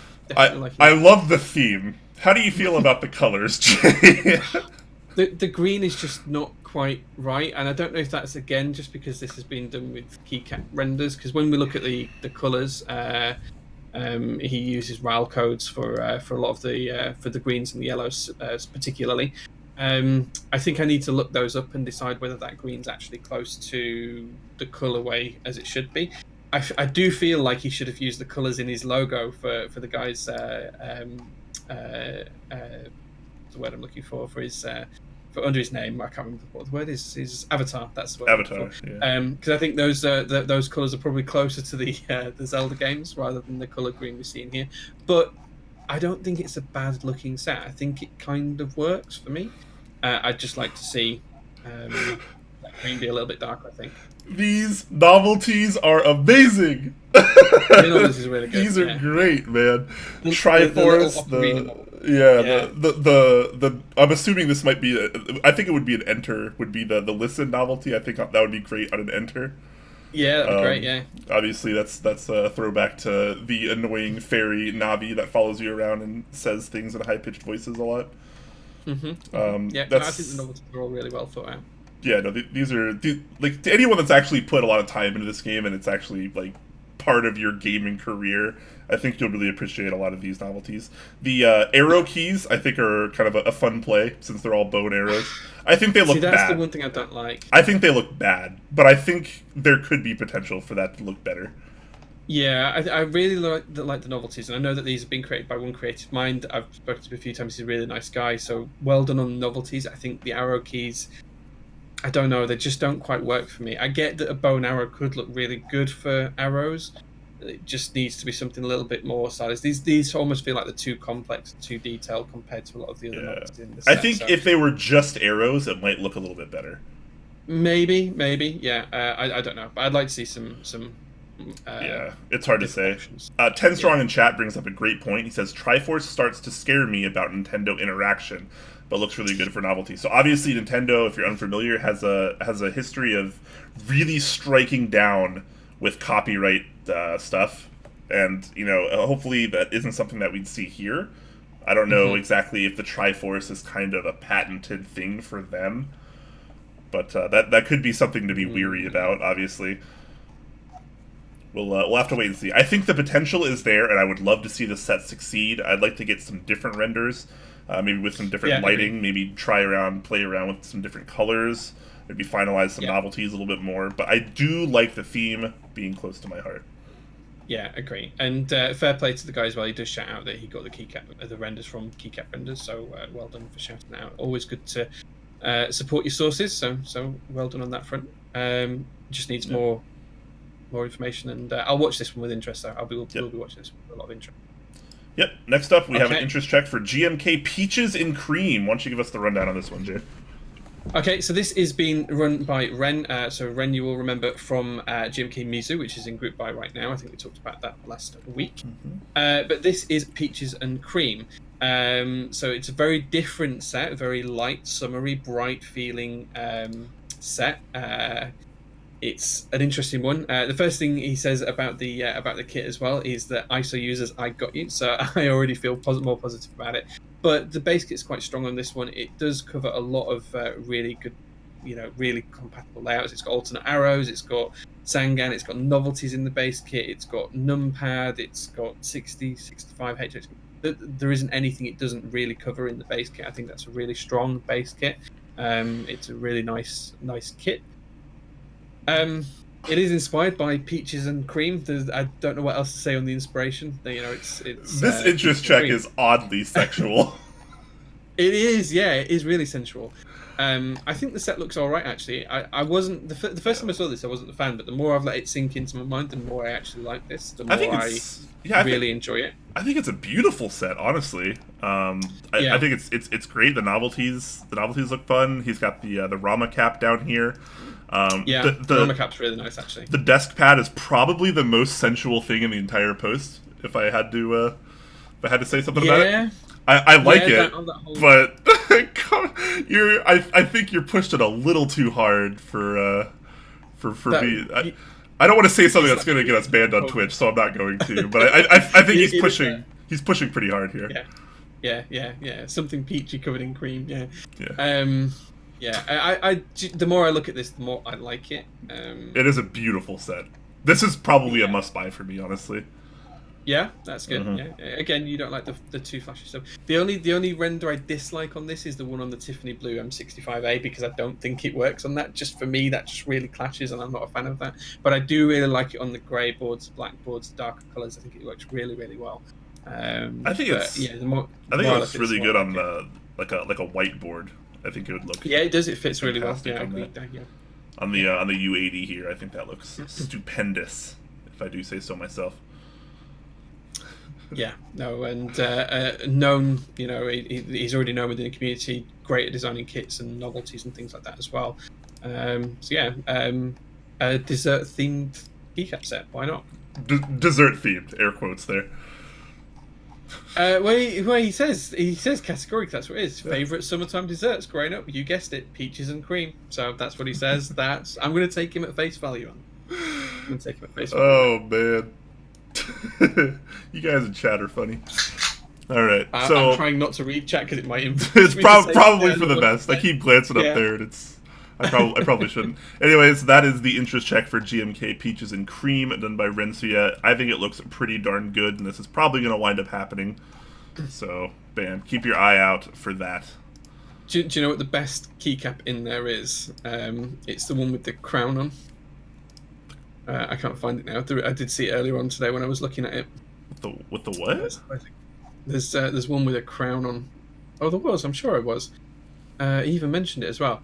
Yeah, the one with the crown is Princess Peach reference. It's a reference to Princess Peach. Where it is? Oh yeah, it's in the bottom. Yeah, it's right at the bottom of the base kit. You can see there's a peach with a crown on top of it. So if you look at the actual base kit, the very bottom row next to the alternate colour of arrows to the left of Oh, okay, yeah. Wow. If you can, I see that now. It's very subtle reference. It's very, very subtle. Yeah, I didn't notice that on my first 4 glances. So I did see it on one of the boards, and I can't remember which board it is. Oh, it's on the Satisfaction 75. If you look on the Satisfaction 75, it's there. It might be a bit clearer to show on chat. That's pretty cute. Yeah. Yep, right there. Cool. All right. Okay then. Let's we're still going strong on these GMK interest checks, guys. Still trying for the lightning round. Next up is GMK First Love. And this one's by Atane Shock, who many of you all know from the Top Clack Discord server. He's quite active there with a lot of his top-end boards, which makes me kind of jealous sometimes. But this is GMK First Love, a dark purple and black themed key set. Designed by Otani Shock and Bip together. What do you think of this one, Brian? What are your thoughts on it? I think it looks pretty good. I don't feel too strongly about it one way or the other. I think the novelties look pretty nice. The base kit looks pretty darn good. Base kit's really good. Yeah, that's about as good as a base kit can get. So I think structurally the set looks really nice. Color wise, I'm not in love with it, but I like it. Sure, that's fair. Yeah, I'd probably flip a coin on whether I'd buy it. It'd be one of those sets, but I would like to see pictures of it at the very least. Interest check is really well laid out too. Yeah, I was going to say the interest check is really well laid out. Lots of really good renders. Showing different layouts and keycap sets and style. Different keycap options. So some of them show the novelties and things like that, and different space bars and layouts of the sets and accent keys and all of that. It's really, really cool. He also has a bit of a special thanks section and future next steps to do as well at the bottom. It's a good interest check, really nicely laid out, and a lot of inspiration on there as well, which is really sweet. Actually, I don't know if you've read that, but it is about the first person he loved, and they've grown up together, went to school together, and all of that kind of stuff. So this is kind of his remembrance of her. So that's really nice. I like it a lot. That is nice. I like that. That's adorable. Am I your first love, Jay? Always, Brian. Always. Yes. All right. After I finish spooning with Heine, but yeah. Oh, true. Maybe Heine will be both of our first loves. Yeah, well, if you're and our lasts. So if I'm Little Spoon, Heine could be Middle Spoon, you could be Big Spoon. Maybe that's what we do. Heine would die. Probably. Anyways, interest check up right now. Make sure you check it out if you're into this sort of thing. There's a little Google Doc for suggestions too if you want to maybe suggest something different. But really well laid out interest check, good looking set, good compatibility, Good job on Otanishock for that. Hopefully we can cover this again once it hits the actual group by phase. And don't worry, guys, we're not done yet. There is always more GMK to be had. This next. You think we're joking, guys? You think we're joking? But there is more to go. This news doc is ridiculous today, guys. It's ridiculous. Yeah. So the next one here is GMK Gilded. This is a royal purple and gold set, and it's inspired by the richly coloured fabrics and expensive trimming of Persian rugs and medieval tapestries. So it's an interesting inspiration for this set. It is all custom colours, most of the colours are custom. The reddish purple and the yellow are custom colours. The white is WS1, so it's a GMK stock colour. But that does mean to say that because there's custom colours in there, it's going to be a group buy that needs 250 MOQ. There's a solid base kit in the interest check already, a numpad, spacebar kit, and novelties as well. We'll come on to the novelties in a second because they're quite interesting. Base kit looks fairly well rounded. It covers most layouts that you'd want to cover. I don't see anything missing from there. It's apart from the numpad, which has its own kit. He's also considering moving the ISO from the base kit and into the numpad kit. Again, I think that's fine. Numpad and ISO users will bolster each other to get that kit to MOQ, and it should make the base kit a tiny little bit cheaper, so I'm all for that one. I think that makes a lot of sense. What do you think, Brian? Do you like this set? Is this something that's up your street? Yeah, I think it actually looks quite good. The novelties, though, I'm a little less enthusiastic about. I think they're interesting. That's about all I can say about them. Yeah, I don't like the novelties. I get that it's trying to go back to that whole medieval kind of feel. I don't think that these achieve that quite yet. I think that they definitely need a little bit more thought to them. I think it just needs a little bit more work in that respect. Yeah. I don't think the novelties are terrible. I just like the shield one's okay. I kind of get that one. And they're the swords crossing fine. Kind of okay as well. The horse one and the lion, I'm not so sure I like. The olive leaf wreaths, that's more ancient Greece and Rome than medieval, so I'm not quite sure how that fits for myself. But I do really like the colourway. I think the base kit's great. I would buy that base kit tomorrow if it was a group buy. I'd probably just leave the novelty. Yeah. Colors looking pretty good. Compatibility looking pretty good. It's a pretty well laid out interest check. It's got a nice little special thanks section there. Shout outs to Pingu for the renders, keycaprenders.com.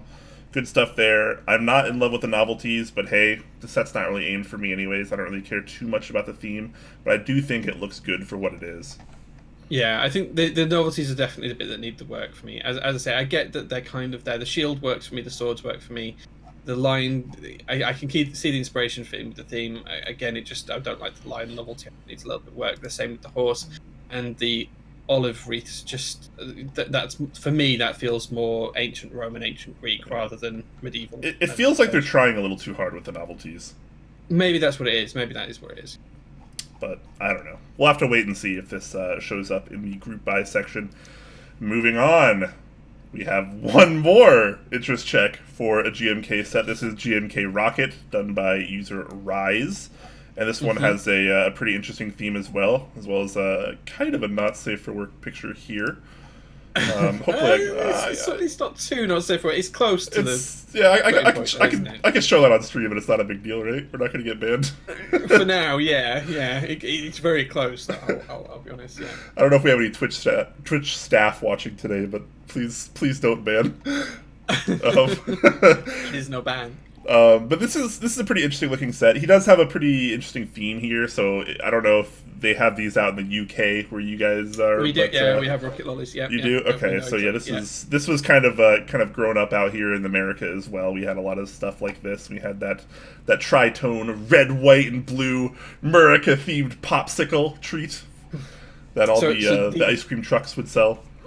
So the interesting thing here is we do have rocket lollies, and we have them the same shape and everything else. And even though your flag is the same color as our flag, we don't have red, white, and blue on the rocket lollies here in the UK. We have it depends on where you buy them from, which store, but they're usually green, red, and yellow. But it depends on where you buy them from. But yeah, we do have rocket lollies, so I'm aware of the theme. but ours aren't quite as patriotic as yours are. Rocket lolly is a term I never thought I would ever say. But all right, that's that. Let's talk about the key set then. How do you feel about the colors? So when I first looked at the theme for this, I didn't think I would like the key set. I saw the image at the top, and the key set wasn't on my screen. I thought, oh, okay, I'm not a fan of that style of artwork. I don't think I'm going to like this kit. And then I scrolled down. I was really pleasantly surprised by the actual key set itself. I like the blue. I like the white. I think it's nice and crisp and clean. I like the red. I think it works really well together. I genuinely quite like it. I think it's really, really nice. It surprised me. I like the novelties as well. I like the text novelties, especially the 50 cents a pop and the stay cool. That really, really works for me. I think it's really good. The melting, rocket lolly as well on the accent enters. They work really well too. I think the novelties are great. Can someone please clip Jay saying melting rocket lolly? Melting rocket lolly. Thanks in advance to whoever clips do you want me to look into the camera and say it sensually? A little bit, yeah. Check out my melting rocket lolly guy. All right, in before bam. Let's go. So I do want to touch on a couple things. I do like the colors of the sets. I think the red on the bright white I think works really well. I don't think we see red. Yeah, it pops. We don't see red enough with lighter colored themed key sets. We always see it with black, gray, always the darker themed colors. But I like the way red looks on the whiter key sets personally. So one thing I did notice is he does have WS1, GMK's WS1, which is a very bright white listed for that. Now if you take a look at the renders from keycaprenders.com, this white almost looks like a light gray. This does not look like WS1, and I'm not sure if that's an issue with keycaprenders.com or maybe something else going on there. Yeah, so the thing here is that keycaprenders.com, a free service, as I said before, it's an automated thing, so it just churns out. It's basically a server that runs the renders for you. It's not like the really custom ones that Blotsky and Jan and other people do. So just to really be clear on that, it's a free service that's automated. It's not manually made, which is why the renders are not always quite as good in terms of the lighting and the feel of them. So you are going to get some inconsistencies with keycaprenders.com, but it's something that Pingu's working on. As more people donate and more people use his service and things like that, he will improve it. Yeah. Okay. So, he told me to refresh the page. There's new stuff on here. So obviously we have what looks to be kind of a squished together breakdown of the kit again, and now we have some updated novelties that are actually rendered. So pretty interesting stuff. Okay. Yeah, I still like novelty. Where's the other text novelty gone? There was another text novelty there a minute ago. I read them both out. I preferred there's one missing. No, where's it gone? You mean 50 cents a pop? No, there was two. There was 50 cents a pop, and then there was another one that had text on it as well. Bring them back, because I really like them. Jay needs more melting rocket lollies. Yeah. No, it wasn't. It was a text one I really liked. These renders make it look even better, I think. I know it's squished and not quite right. I think that's just a geek hack. Probably. Well, yeah. When you actually open it up, it looks a little bit better. But when it's before you expand, it looks pretty weird. Anyways, I think the set is good. I think the theme is nice. It's fun. It's playful. It draws to a lot of our childhoods. I think it looks good. Compatibility is good. Theme good. Renders, we got to have better renders, I think, because to me this is not representative of what WS1 would look like. Not at all. Not even remotely close. WS1 keycaps here. Yeah, so this is a WS1 cap, guys. Again, my office is not the best light, but it's bright white. It's really, really bright. I think it's the whitest white they do, right? Yeah, so you can kind of see it there as I'm holding it now. It's really bright white. It's not a grey white. It's really, really bright. See, in this set breakdown, it looks like WS1. That is a bright white. But in the renders, it looks a lot more saturated, a lot more off. So hopefully we can get some better renders on this soon, but I think the potential is there. Good. All right, I really like it. I love this set. I think it's great. Let's move out of key sets. We're finally done with key sets, guys. Let's talk about a few more things before we move on to our Q&A. So let's talk about this interest check for Fox Lab PCB reproduction. So this is Yeah. kind of just like a quick interest check to see if anyone is interested in getting some extra PCBs from pre-existing Fox Lab boards, such as the Orange 80, the Time TKL, the Orange 75, the Leaf 80, or the very recent Leaf 60, which I think has started shipping already because I already paid my shipping invoice. It just started shipping this week. Yep. Hooray! So pretty cut and dry on this, guys. If you guys maybe are interested and you want some additional PCBs for your pre-existing Fox Lab boards, make sure you fill out this form that's in this thread, and maybe they can get that going for you if they meet a specific MOQ. Yeah, I also want to call out as well that this is not being run for profit. Sensor does stay in the third post and the thing. It hasn't got a formal quote yet, but it plans to be really open and with the prices. It will be the original price or lower than the group buy, and there is no profit on these boards as well. So Wow. that's really good.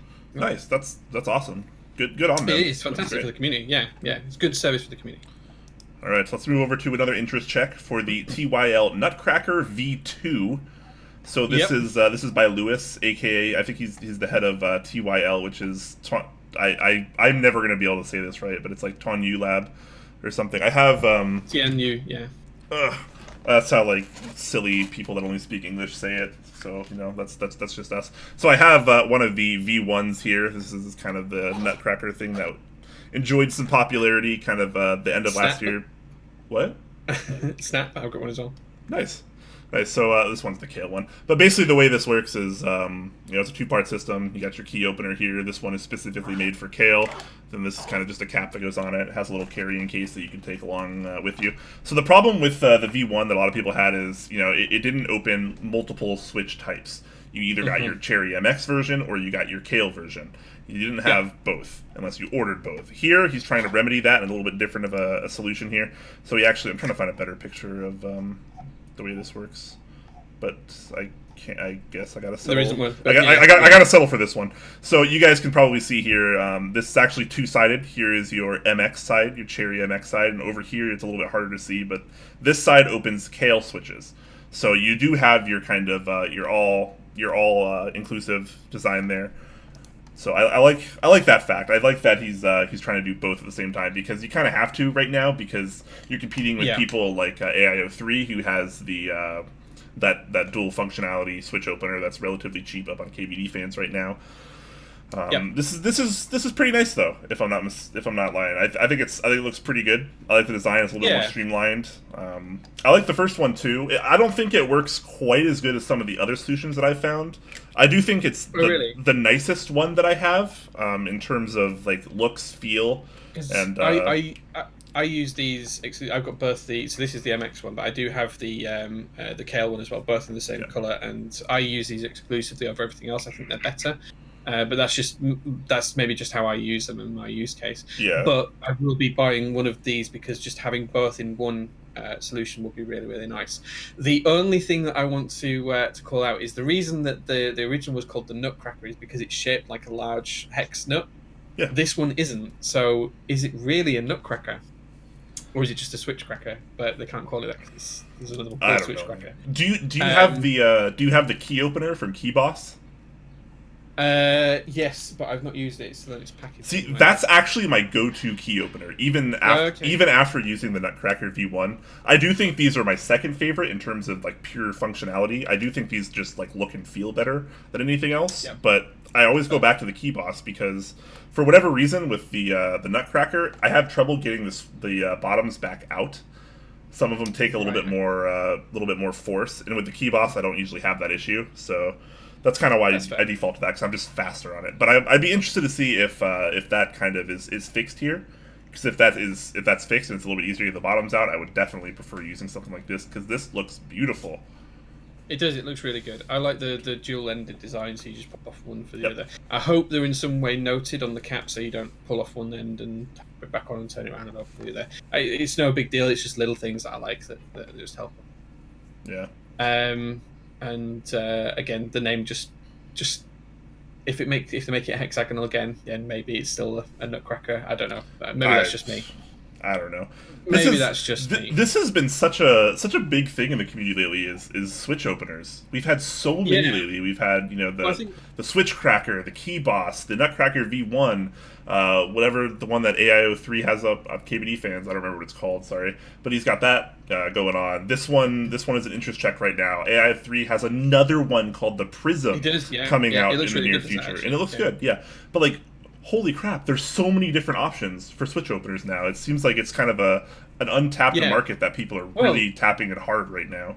6 months ago, I was 3D printing my own Switch openers because there was nothing else to use. I didn't have a choice. It was either 3D print one or don't have one, and struggle with paper clips or tweezers or whatever to get my Switches open. So I've gone from 3D printing them to using the Switch Cracker. I've got the Key Boss somewhere. I've got the little KBDfans, the original one by AIO3 as well. That's somewhere around. I don't know, but Do you know what I want to see next though? And I've shown these on my build streams before, but what I would like to see is a metal version of these. So I don't know if you guys can see this up close, but this is a 3D printed stem holder. Effectively, it holds your stems while you're lubing them. You kind of put the stem in the end. It holds onto the cruciform. In fact, if I put a switch on the end, so I want to see a metal version of this. So you see how it holds onto the stem, and you can lube them. Okay. So hold on to it without tension as well, because it's of the way it's designed. So I want to see someone do one of those. And if anyone does want some of these 3D printed as well, I've got dozens of these. I know Crash, if he's watching, I've already got some. They're on the way to you. I've posted them. But if anyone does want one of these, I'm happy to post them out to you. So if you just give me your address and ping me on the Discord, I'll ship them to people. Very nice, very nice. All right, so that is the interest check for the Nutcracker V2. Make sure you check that out. If this is more your thing, and you guys are excited for more upcoming Switch openers, because that seems to be a hot take coming up in the hobby. Yeah. All right. Yeah. Let's. Oh, wait a minute. This was supposed to be in the keycap news, wasn't it? No, it's not supposed to be in the keycap news. It's supposed to be in the other news, not because. So let me talk about this. So this is Caps Unlocked, who's a vendor in the UK. Real name is Rohit. He's a really nice guy. I've met him a few times in real life. He runs the Caps Unlocked store here in the EU. One of the things that he is looking to do is increase the compatibility that JTK have. So right now they only do ANSI layout boards. They don't support ISO. He has, after feedback from the UK and the EU communities, he is now going to look and see if he can get JTK to actually produce these keycaps. So we've seen MaxKey have recently started to add ISO and other ortho layouts to their keycap support. So this is potentially the first time that they will support it. It's a bit of a test run. It is just going to be a black on white kit. So I didn't want to talk about this as a group buy, particularly as an interest check. This is more about difference in news, the fact that it's some new compatibility for a vendor, which is really interesting. So so if you're interested in ISO, which I know a lot of our new EU followers are that'll watch on YouTube, feel free to check this out. Yeah, not too bad. All right, let's round off our entire news doc with a group buy coming from F2P_corn, which is I don't know why is that it's supposed to be like free to play corn, because that's an awesome name. Yeah, I think it is. Yeah. Either way, this is a group buy for pink Gateron linears and Punchy springs. So I'm gonna try to open up a little bit of image here. So we have it's a recolored Gateron, guys. It's more recolored Gaterons. We're not new to this. This has been going on for a while now. But if you're into pink and you want some if you want some milky tops along with the pink bottoms, then this could be totally for you. Yeah, looks good. So the interesting thing about these is we've all tried, Gateron recolored switches by now. Everyone's seen Phase and Tangerines and Linears and all that kind of stuff. The interesting thing about this is they're actually using Punchy springs, so they're not going to use springs from Gateron. They're not going to use springs from Sprit or any of the other providers. These are actually going to be from Punchy. So we've seen Punchy, previously known as Revo. They've done Revo whites, which we've seen in the past. I actually have some of these springs that I bought from Taobao when F2P Corn shared the link in the. So I can't remember her username in Okonomiyaki. That's the one, Okinomiyaki. When she shared the link originally for the springs, I tried them out, and they're actually all right. They're not terrible. They're not fantastic. They're certainly better than a lot of stock springs. They're probably not quite up there as well as the TX or Sprit springs are, but they are really good springs. So it's interesting that we're going to see a custom Gateron switch with a different manufacturer as well. Yeah, could be pretty interesting, but at the end of the day, it's a recolored Gateron linear. Love it or hate it. Yeah. It is what it is. But it is, absolutely. I don't think we've had a pink one before, so that's kind of cool. I think she's run this before and she's had them herself, but I think she just bought like a couple of thousand for herself and then sold off a few. But I think this is the first time we've ever actually seen a true group buy. Yeah, you're right. Oh yeah, so this is pretty interesting. It says the buy will run until May 8th, 2019, or when all 8,000 switches are taken up and paid for. Minimum MOQ per each order is 200 switches, with increments of 100. Currently, with 6,600 left. So yeah, if you want to, you gotta buy a fair amount of them. But there's not many left, all things considered. 6,600 switches is not a whole lot of switches. No, I think the thing you have to remember as well is that she's not a vendor. She's just doing this herself, which is why the whole number of switches isn't that high. 8,000 isn't a huge number in the community to start off with. And I can completely understand why she wants to sell them in batches of 200, because that means that the packaging and shipping is much easier for her. Counting out 8,000 switches is not a fun task, I can be pretty certain of. But given the fact that she's not a vendor, she probably doesn't have all the setup that the likes of Zeal and Mike do from Novel Keys, where they can weigh out the switches and ship them out that way. Yeah, so it looks like if it's not listed in the post, I don't think, but in the forum, the switches are 60 cents a piece. So, towards the higher end of recolored Gaterons in terms of pricing, but not totally unrealistic. Yeah, I think we're at a stage in the community where 60 cents a switch isn't expensive nowadays. I think that's acceptable. Yeah. Well, this is kind of interesting. So if you get the Punchy springs, there's 3 different weights: 50 gram, 58.5 gram, and 67.5 gram. Yeah, I think the ones I have are 67.5s. I didn't go for any of the lighter ones when I bought them. I should send you some, Brian, to try out, actually. I should send you some. You should. You should always send me stuff. Cool. All right, cool. Good stuff there. Okay. So moving on then, guys, the next thing we're going to do is do our vendor spot, which we'll talk about through in just a second. But whilst Brian and I are talking through that, if you guys have any questions for us about anything we've talked about today, or anything about the community, or anything about us, or just life in general, please feel free to post them in chat now. Do tag us using @TopClack so we can see them nice and easy. We're going to do the vendor spot. We'll talk through that for a couple of minutes, and then we'll come back and we'll start to answer your questions. So first up this week, we have our first sponsor, which is Zeal.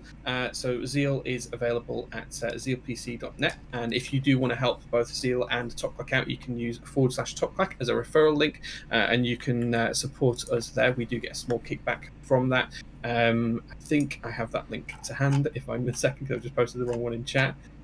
Just give me 1 second, guys. There it is. Come on, this is unpreparedness for the links. Unpreparedness for the links. Classic TopClack. It's okay. Yeah, classic TopClack. Yeah, it was the only thing that didn't go smoothly today, but oh well, there we go. So Zeal, as always, has all of the standard switches and things that you'd like to buy. So if you are looking for tactile switches, he has the wonderful Zeal V2 range, which are available to purchase right now. Again, if you want a linear switch, he also has TLEOs and Helios, giving you the silent option, and silent options are available for the tactile switches too. So feel free to check those out. I think there's still a limited amount as well if you want a special coloured silent linear of the Securios and Roselios. I think they're still available if you do want them. So if you are going to get them, jump on them quick, because I think they're going to sell out pretty quickly, guys. And then again, if you do want anything else from Zeal, don't forget that he's still got the Pona's Ion keycap as well under the group buy section, so you can pick that up, as well as a plethora of the Zeal PCBs too. So if you want a 60% PCB with underglow and all of the good functions that supports, you can also pick one of those up too. Yep. Next up, we have NovelKeys.xyz, who has all sorts of awesome things going on right now, including the GMK Striker group buy that you can still get in, that launched last week, if I'm not mistaken. It's looking pretty good right now. He also has lots of different desk mats, whether you want one for GMK Bento or Nautilus or Milkshake themed. He's got you covered. Still has linear, I don't remember. Linear. Yeah. Linear, is it linear? Is that what it is? Mm-hmm. All right. He still has linear switches in stock. He also has bottle openers, which I thought was kind of cute. That's yeah, pretty that's good. kind of nice. Yeah, I want him to send me one actually. I might ask for one of them. Yeah, that's pretty adorable. He also has Gateron inks back in stock, guys. So if you guys haven't seen the restock, bam, he has them back. I know a lot of people were waiting on those. So if you're waiting on Don't those, buy them until I've had a chance, guys. I need to get some. yeah, they're back, man. And the inks are pretty darn good, if I do say so myself. So if you're buying from Novel Keys and you're buying some of the in-stock items, make sure to use our promo code, which is actually Clackers right now. Clackers, one word. Yeah, and we'll put an announcement up on the Top Clack channel about that for you as well, guys. So if you do want to check out that code, you'll be able to see it on Discord just after the show. Yep. Okay, moving on then. We've now going to jump over to Kono.store. So this week, guys, we've already talked about earlier on SA Arcane. If you are interested in that keycap set, which Brian and I both really liked, that is available to join in the group buy right now. You can pick that set up. Base kits start from as little as $99, and then depending on whatever else you need to add, they go up from there. So that's available now. That finishes, I think it's open for a month, I think, if I remember rightly. I don't think it's got an end date on there if I'm looking down. But it's expected to ship. We struggled with this last time too. It's July 1st. Yeah, because it's open right, okay. for like a really long time. Yeah, it's open for just over a month. Yeah, but it's open until July 1st, guys, and it's going to ship in Q4 2019, so right up to the end of the year. As well as SA Arcane, there's also the new frames for the Kira boards. So if you already have a Kira and you're looking to get a new frame for it, whether that be plastic or aluminium, you can pick those up on the store as well.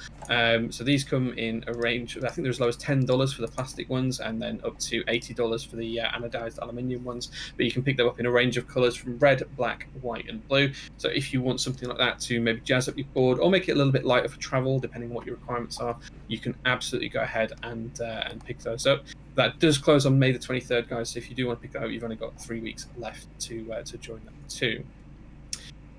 Again, we've also got another group buy for Keysets, which is SA Granite. So SA Granite is up on the store at the minute.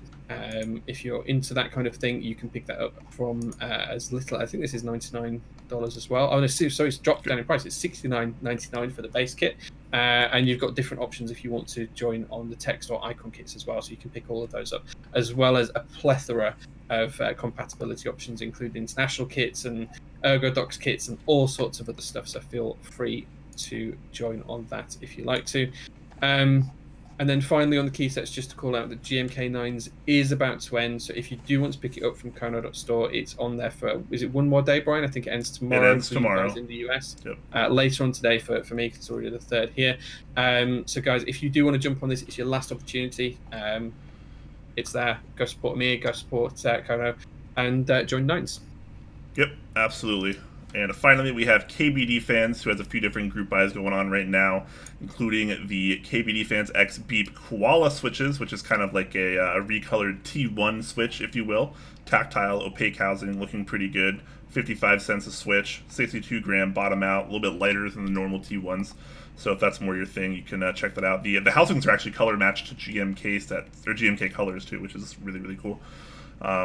Also, they have the group buy going on for the Enjoy PBT Extended 2048. This is a project also in collaboration with designer Beep, which is pretty darn awesome. Starts at $75 for a pretty good base kit.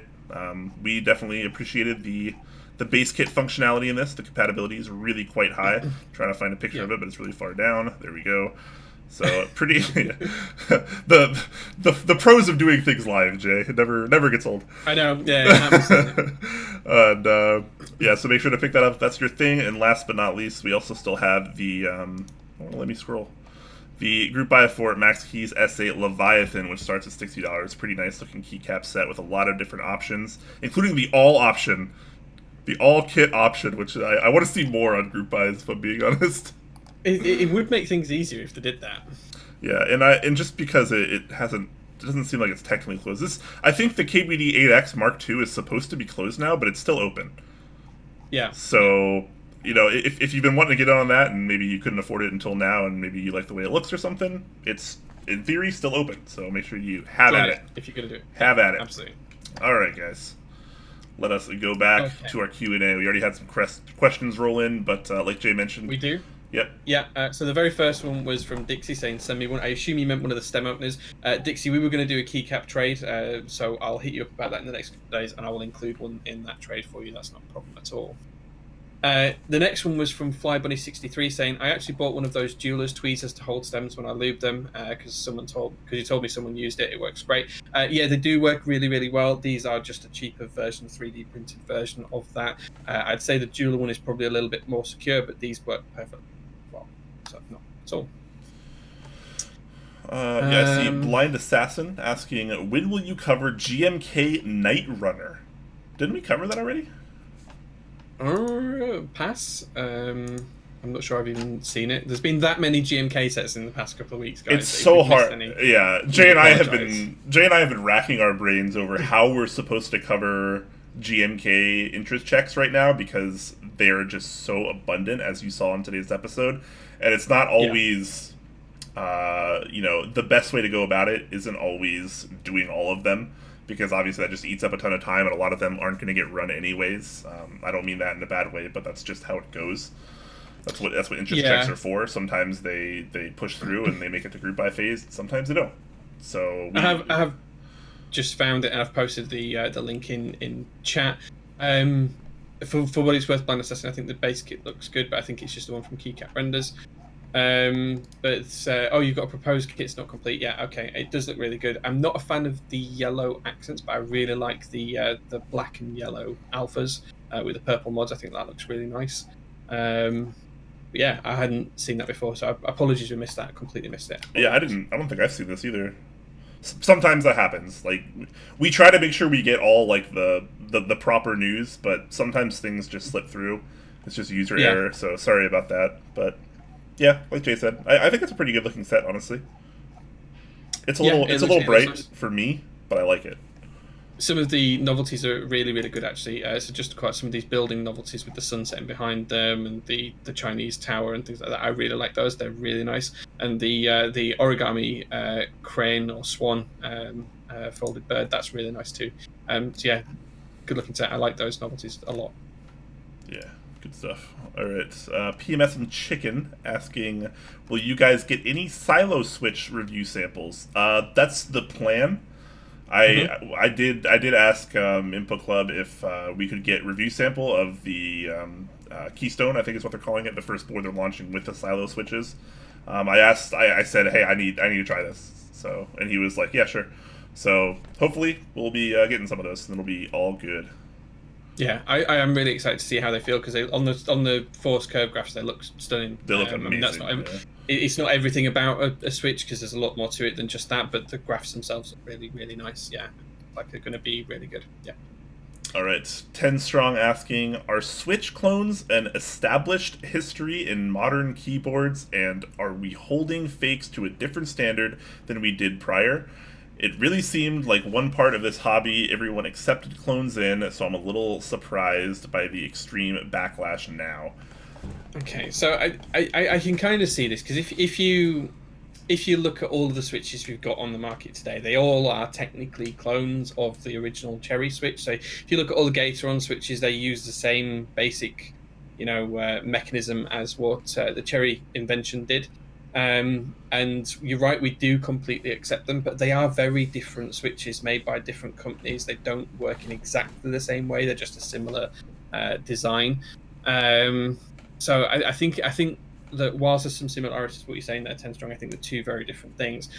Having something that you're marketing as a completely separate product that works in a similar way to another product is one thing, but then actually selling a product that you say is exactly the same and identical to another product. So I don't know, we talked about the Telios issue earlier on.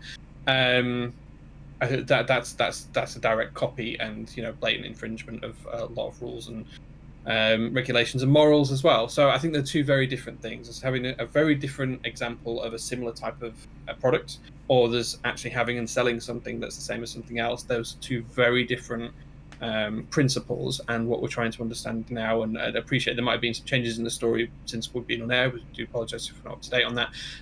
But as it was before we started today, we know there's been some accusations. We know there's been some evidence flying around. We don't understand that yet, and we want to look into it and work out what's happening from that perspective between these TLO switches. We don't know the truth. Yeah, so obviously, depending on. We want to keep you guys in the loop. We want to be transparent.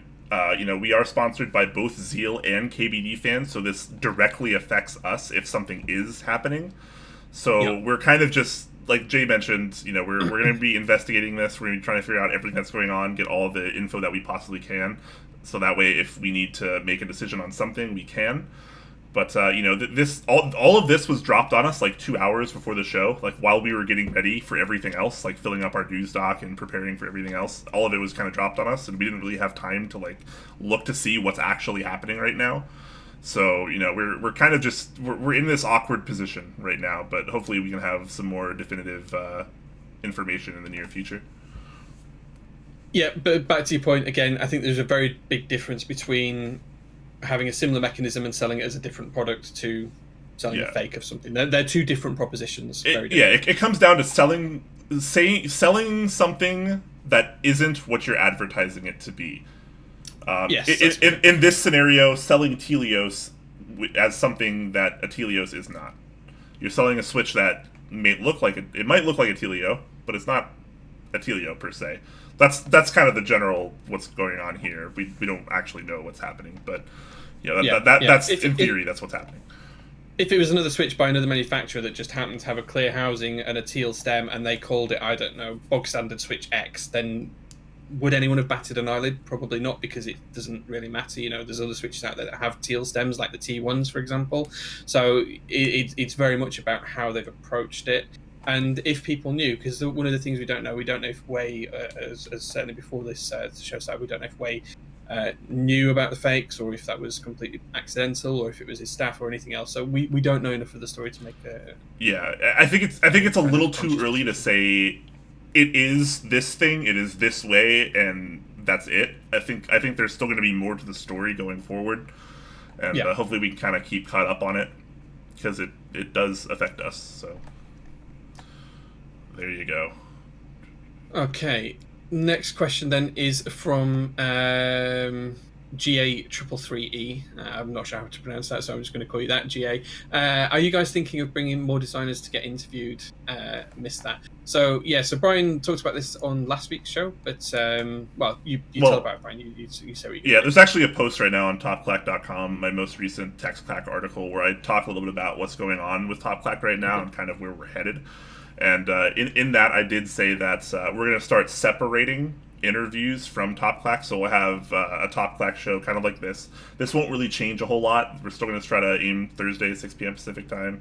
The same kind of structure that you've seen today and in the past. As far as interviews, I do want to continue doing them, but I want to do them on a much more detailed and professional scale.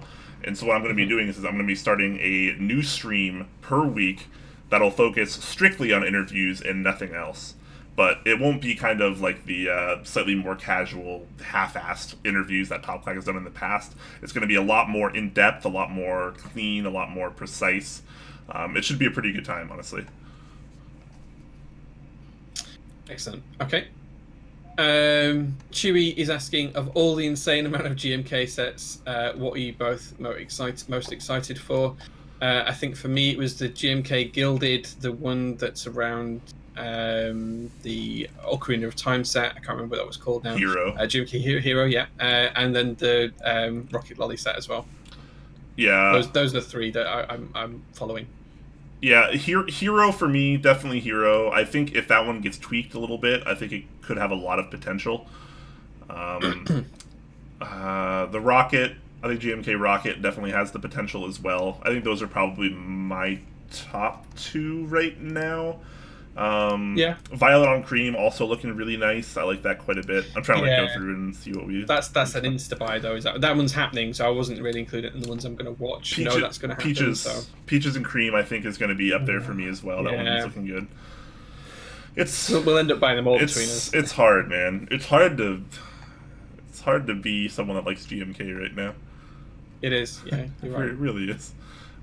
Crown Sigil asking, when can we expect an IC for GMK Top Clack?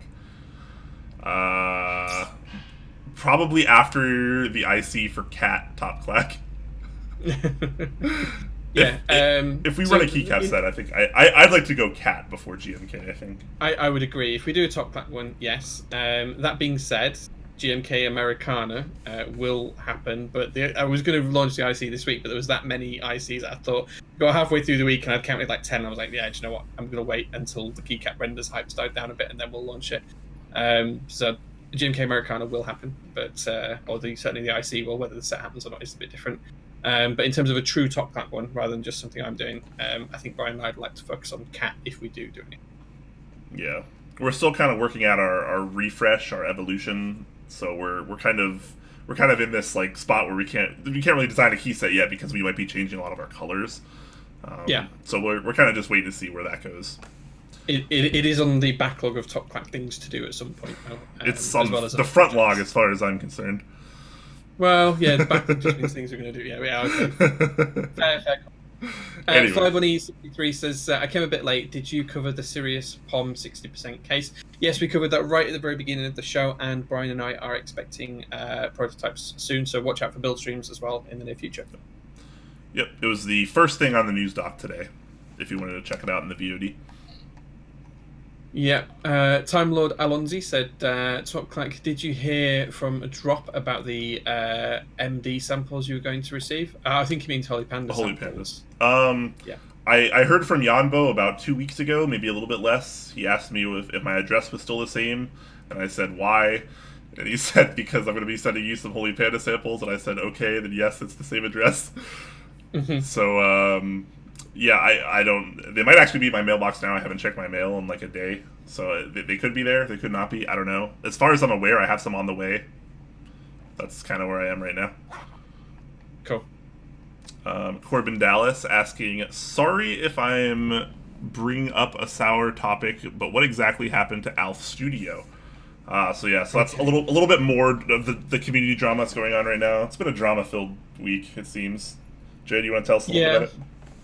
Yeah, so in terms of what happened there was some concerns earlier on this week that Alf had been producing some clones, copies, fakes, whatever you want to term them as, of well-known existing boards within the community. So I think there was Matrix boards and a TGR board as well. Right off the bat, I think Alf denied it until evidence popped up that it had been true, and these boards had been produced. Alf then came clean. He explained that he had produced a limited number of them. He was trying to get them back so he could destroy them. That he was really sorry. He apologized to the community, and that's kind of where we're at now. He's kind of taken a bit of a leave of absence. He's apologized. In terms of any group buys running through him, he's going to honor those. That's what he said. He will honor the machining, the manufacturing of them, because Alf doesn't run group buys himself. Usually, what usually happens is someone else who designs a board will go to him and say, will you produce my board for me? They will then, he'll then get prototypes and the boards will run through the group buy and he'll do the manufacturing. But the group buy runner will still run the group buy. So as far as I'm understanding at the minute, or when I checked yesterday on this, that was still happening. All of those group buys are still going to continue. Those group buy runners are still going to get the products that they've purchased off of him. They'll still do the machining, but he's taking a bit of a step back from the community just in terms of the bad light being painted on him, which is kind of completely understandable. It's a difficult situation all round. He quite openly admitted that he'd done the wrong thing by producing these boards. I think it was a couple of old Matrix boards, as I said. For a friend, I think he said he produced 7 of those and 1 Jane. And he wants to try and get them back to destroy them. So that's all I know. If anyone else knows anything further, please feel free to ping me or to update me. But that's a slightly disappointing situation this week with Alf. Yeah.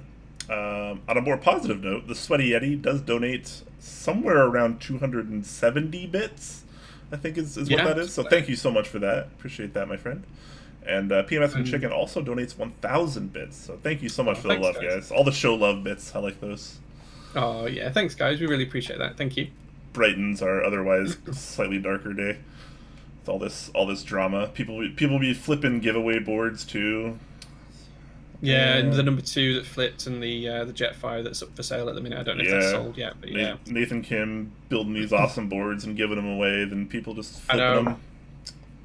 Yeah, it's sad to see. I mean, that number 2 is one hell of a board. I hope, and I don't want to support flippers, but I hope that wherever that board is now, it's gone to a really, really good home, someone who's going to cherish it, because it is an amazing bit of kit, the number 2. So, yeah, hopefully that drama is done with now.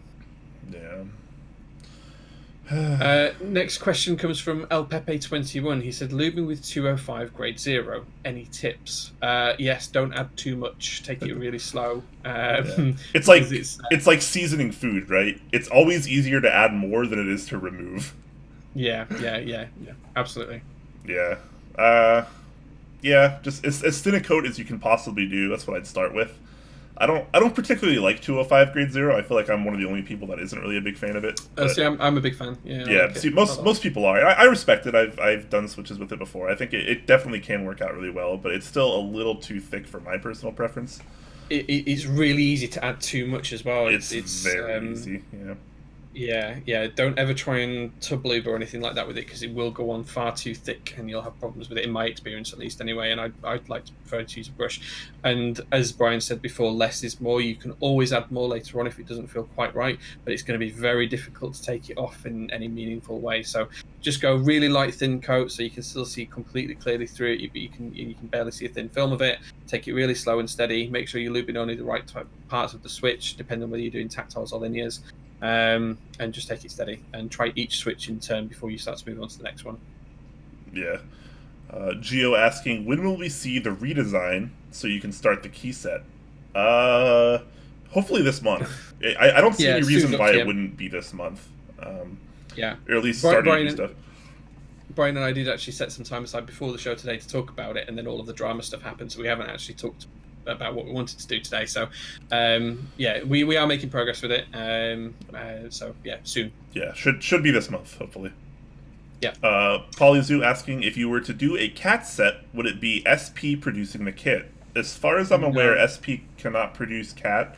Cat is a Keyreative profile. It stands for Keyreative All Touch, and that is unique to them as far as I'm aware. It is, yeah. And it's amazing. I love cat profile. Yeah, I'm a big fan of it. I've still got your set here. I need to send that back, Brian, because I really like it too. JT Jet asking, are there any rare key sets you wish you had but can't get because they are so rare? That's a good question.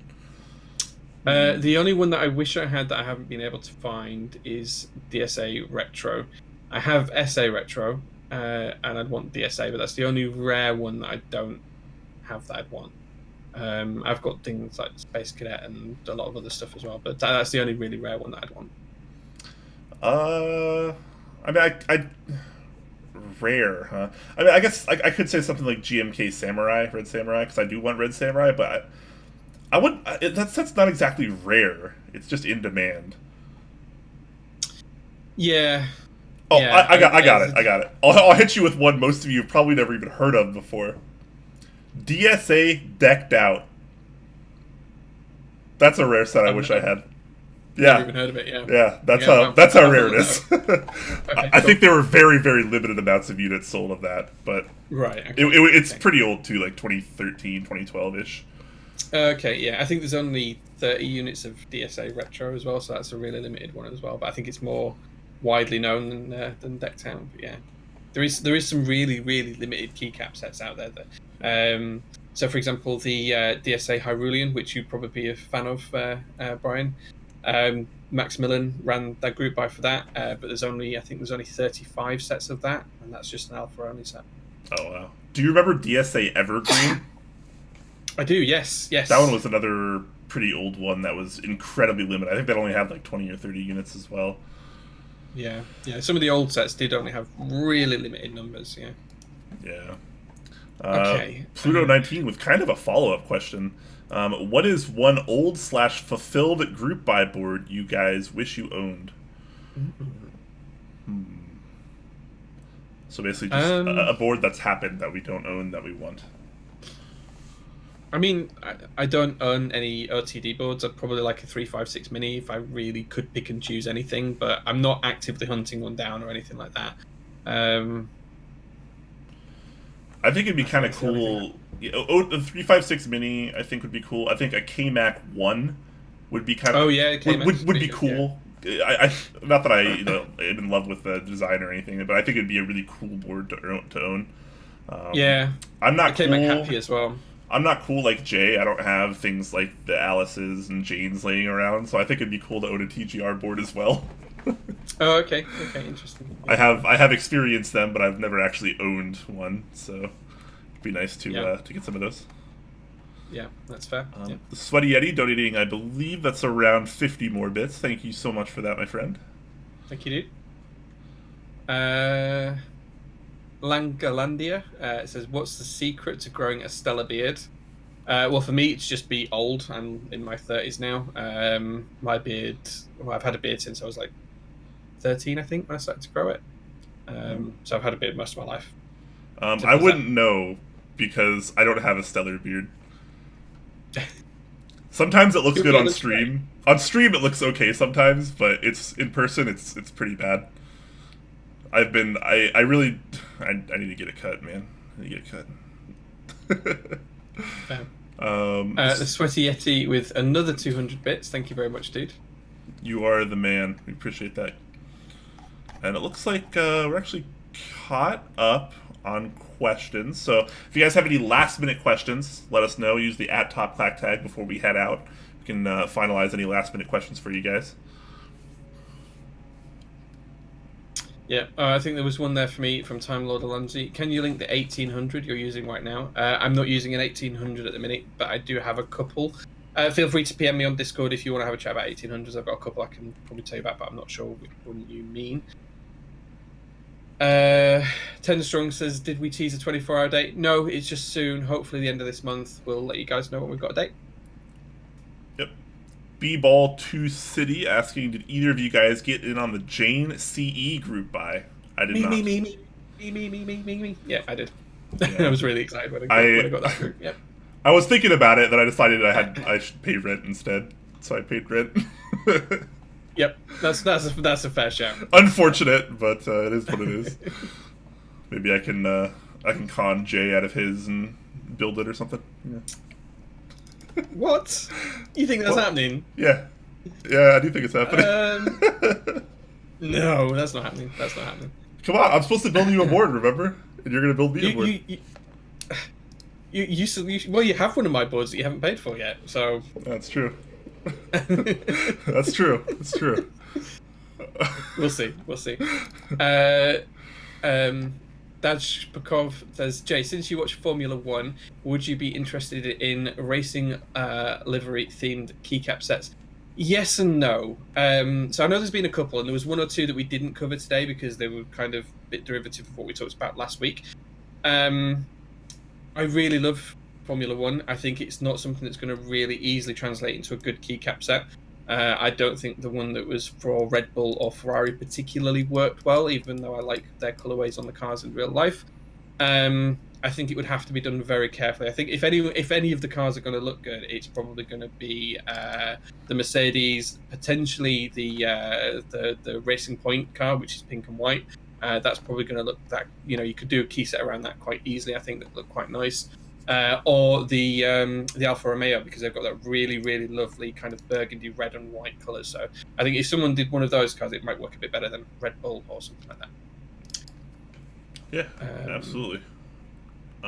You said yes, absolutely, because you don't watch Formula 1, didn't you, Brian? You didn't know what else to say.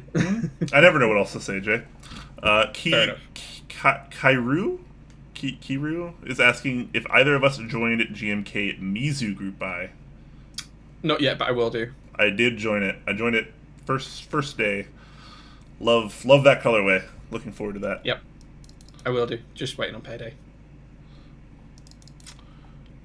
Corbin Dallas is telling you to be my sugar daddy. Come on, Jay. Why don't you just be my sugar daddy?